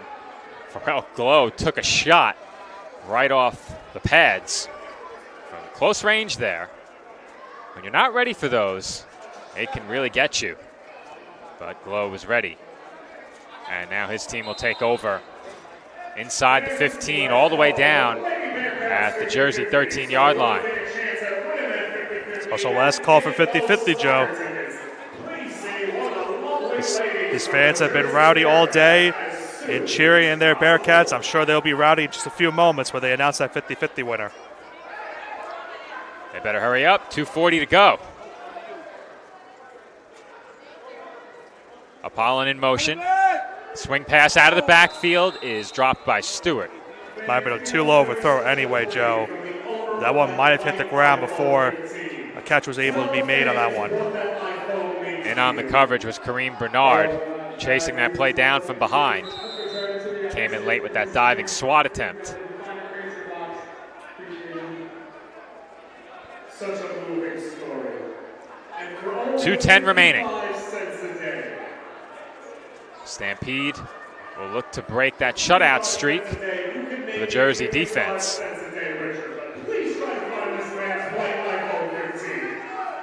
So let's look at that iPhone 15. They're still searching for the owner of the missing iPhone. They better hurry up as well. Yeah. 1:50 to go. McCoy the motion man now. Flag in the backfield. Secondary. Lewis accelerates up the sideline. He hurdles, stays on his feet. And I think he's just short, Nick. I think he's just short. Looks like he's maybe at the line marker. I think he's down at the 1. There is a flag in the secondary pre-snap. Hold it right here. And we said this last week about Lewis. He is not afraid of contact, or I should say earlier this season. It's hard to believe it's been that long. I know. But we said it earlier this season about Lewis. He is not afraid to lower his shoulder and initiate contact while carrying the football. Flag was on the Bearcats defense, so it will be declined, Joe, and the Stampede will have that opportunity to get a touchdown to end this game as we now hit the 1-minute mark here in the fourth quarter. Bearcats defense will look to end the regular season with one final stand on defense. Lewis flanked by Stewart in the offensive backfield. Watch for that direct snap, Nick. There it is. And Stewart is taken down. And Nick, I think the stance of the quarterback really gave that one away. He was not in any position to receive the football. As soon as he got the direct snap, he started to stumble to his left, and he lost a couple of yards on that play. So now 2nd and goal upcoming here for the Stampede. And we're going to have timeout on the field. Called by the Stampede. 37.2 to go.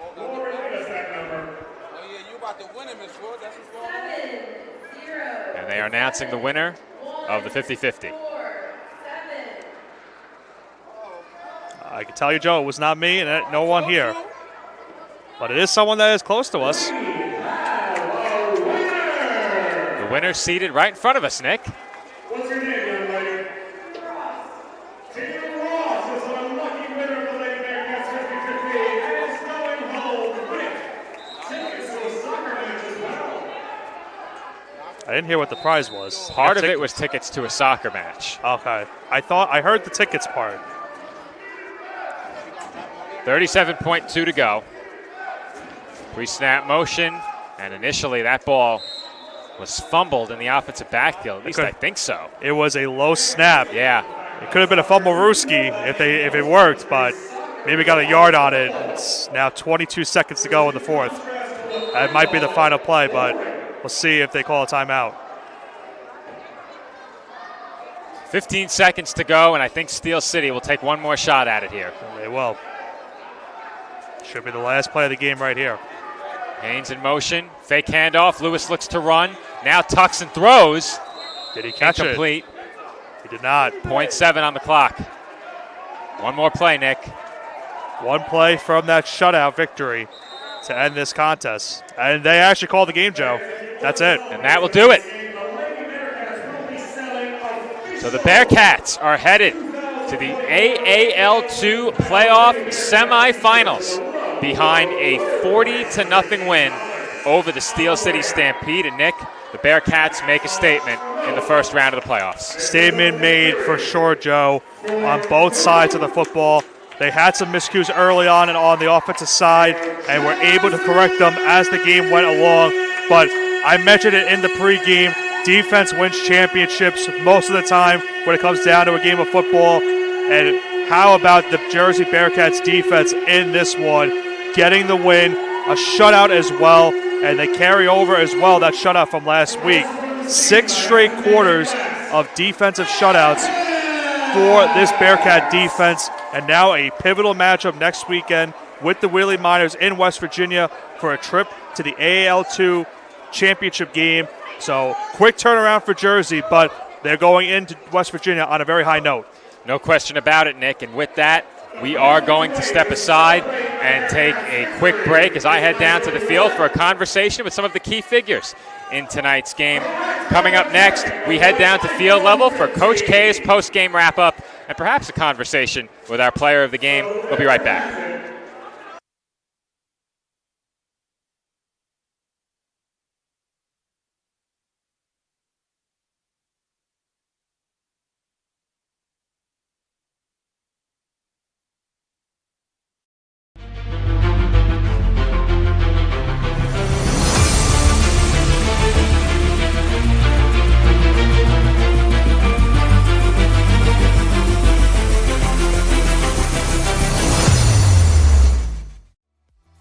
Radel Volkswagen of Linden is your official sponsor of Bearcats football. Visit our showroom today for great deals and tell them the Bearcats sent you. Radel VW of Linden. Visit us today. Today's Bearcats broadcast is brought to you by our friends at Applebee's of Edison, located at 1045 US Highway 1 in Edison. Stop in after the game for great deals and drink specials. And also by J&J Snack Foods, located on 350 Fellowship Road in Mount Laurel. Call us toll-free at 800-486-9533. Thank you, Applebee's and J&J Snack Foods, for supporting Bearcats football. Attention, local businesses and professionals. Isn't it time to elevate your game? Now you can advertise your business or product on PDF Sports Network. Your ad will appear on all of our broadcasts, including this one. Don't have a commercial? We'll make one for you, absolutely free. What better way to showcase your product and brand while supporting the best local sports, teams, and leagues? Call now at 732-723-8189 or visit us at pdfsportsnet.com. The Omega Psi Phi fraternity was founded on November 17, 1911, on the campus of Howard University. Its founders are Dr. Oscar James Cooper, Professor Frank Charles Coleman, Bishop Edgar Amos Love, and Dr. Ernest Everett Just. Its cardinal principles of manhood, scholarship, perseverance, and uplift are the key principles which cement this fraternity to where we are today. Gamma Nu Nu chapter of the Omega Psi Phi Fraternity Incorporated was chartered on July 11, 2019, and are located on the Joint Base McGuire-Dix Lakehurst in Columbus, New Jersey. Brothers of like-minded ideas come together from all walks of life and careers. 88 on the Steel City Stampede is lining up for the final play of tonight's AAL2 playoff matchup. We're back here from the Warenagel Sports Arena, Roselle, New Jersey. My broadcast partner, Joe Foreman, is on field level with the Coach K post-game wrap-up show.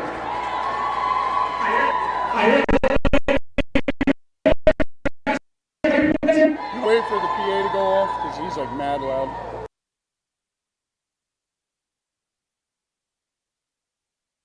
Down field level with Coach K's post-game wrap-up. Coach K, statement win, 40-0. Obviously some things to work on, but a lot of positives that come from this game. Oh man, special teams killed it. We had that surprise onside. I don't know how that kid caught it because we had like 8 dudes run at him at one time. And then the second one wasn't planned, but kickoff return, man, we just absolutely killed it. PAT, we're missing 2 guys, so it just is what it is. We'll clean up a few things. We got Wheeling next week. Now, we got a chance to talk to Coach Roque before the game, and he was really looking forward to another opportunity to take on this Wheeling Miners team, a team that has beaten you twice this year. What do you have to add to that with how much this team is looking forward to that game and a chance to play in another championship with a win? I mean, their head coach came in right from the jump. I got a lot of respect for him. He's been in the pro arena game for like 30 years, it feels like, knows everybody. And he said there's a new sheriff in town. And so far, they proved that. We're going to try to prove them wrong next week, point blank. And here in tonight's game, obviously, big win for you guys all season long here at home. There have been ups and downs, but how do you feel about how this team has progressed from the beginning of the season? So many changes, and here at home, a statement win ends the season. You have to love seeing that. Yeah, pretty much. It's been crazy ups and downs bringing in players we guys lead to go to different teams. And last year we had almost zero roster turnover. I think we added 2 players, and 1 guy got hurt the whole year. Obviously, when your franchise quarterback goes down in the first game, and it's not going to be an easy recovery. It's not like he sprained his toe or something like that. It's a pretty serious injury. So we've just been trying to figure out the right pieces, and I feel like we're clicking at a better level. We're not quite where we need to be yet, but we're almost there. Now I'm going to give you the final word, Coach K, but before I do, I wouldn't want to be an up man on a special teams unit facing you. You have kicked some line drives at the front line of that return team, but that's just a note from me from so far this year. Obviously, it's been a pleasure talking to you all season long. This might be the first time I've wrapped up with you here on the postgame. I think we've had Dave and Nick do many of them, but Coach K, it's your wrap-up. Final word goes to you. Yeah, I just I'm constantly arguing with AJ and the other coaches. We've got to turn this kickoff return into a weapon. Like I read down on my notes, let the motherfucker go. And it's like, if you want to win when you're at the gambling table, you got to take risks. And that's what I'm all about. I want to get the ball a few times. We literally had them at like the 1 yard line at one point. And that's all great. About working out, kickoff, who's good on kickoff return, and I feel like I got my group going into Wheeling that's going to make the biggest impact on the season so far. Well, apparently we took a risk airing this live. Coach K, thanks for joining us. This is Coach K's post-game wrap-up. Nick, back up to you.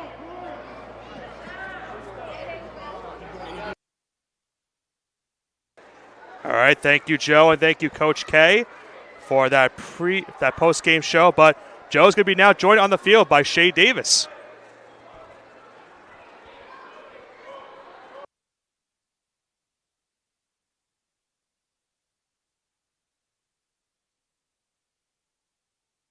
All right, I'm joined down on field level by Shay Davis. And Shay, first of all, great job all season with the national anthem. We thought we had you one final time here tonight, but we was complimenting your singing, and you got us a copyright strike. Really? Your original rendition got us a copyright strike, but great job there all season long. Even better job by this defensive unit tonight. How can you speak to that? Hey, man, I love the team. I love the defense. Shout out to the D-line. We put pressure on the quarterback, and it made it easier for the DBs to make their plays. Everybody stepped up to the plate, and we scored on defense. That's what we're supposed to do. Next week, tough matchup against the Wheeling Miners, a team that has been very explosive offensively this year. Yeah. Here at home, you were able to slow them down. What do you have to do next week to make sure that your offense has a chance to take a game on the road in Wheeling in the playoffs? We're going to play aggressive. We're going to play smart, and we're going to get to it, man. We want everybody to get to the ball as defense. You feel what I'm saying? We just want to make plays, make good times, and that's it. All season long last year, we talked about the offense and their explosive plays. All year this season, it's been about the defense. As the season has gone, you guys have gotten better and better, and the team loves you over my right shoulder. What can you say about the bond with the rest of your unit on defense and about the bond between you and your teammates? Seems like a really fun bunch to be around. Yeah, man, I love my guys. Over the year, we grow together, we bleed together. You feel what I'm saying? So we're going to finish it out. We're going to ball out, man. They're calling me, but I love y'all. Shout out to my mom. Shout out to my kids. Shout out to the Bearcats, baby. All right, thank you, Shay Davis. Nick. All right, thank you, Joe, and thank you, Shay Davis, who was getting a little bit of encouragement from his team as they are taking a celebratory team photo out on the sideline. Trying to see if Joe will get one more interview before we wrap it up here on the PDF Sports Network. I think he is making his way back over toward the commentary desk, and he is. So Joe will join me in just one moment. A 40-0 win for the Bearcats here tonight. They now move on to West Virginia to take on the Wheeling Miners next week in the semifinals with a trip in the championship game on the line. Jersey will be the final time they play host here in Roselle, but now they will have to go to West Virginia to make sure that they get a championship berth on the line.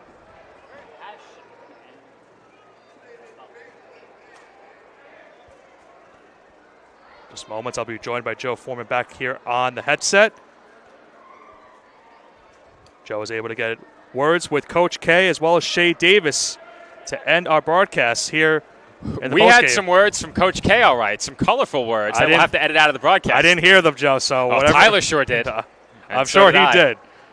But he was fired up, and he should be, given As the he way should. his team played tonight. The special teams unit has been on point all season long, and here this evening they delivered yet another 2 onside kick attempts in this game. There may have been a third in there. He said one was not intentional. Either way, the special teams unit, not something to be overlooked for this Jersey Bearcats squad, but we got a chance to talk to Shay Davis as well.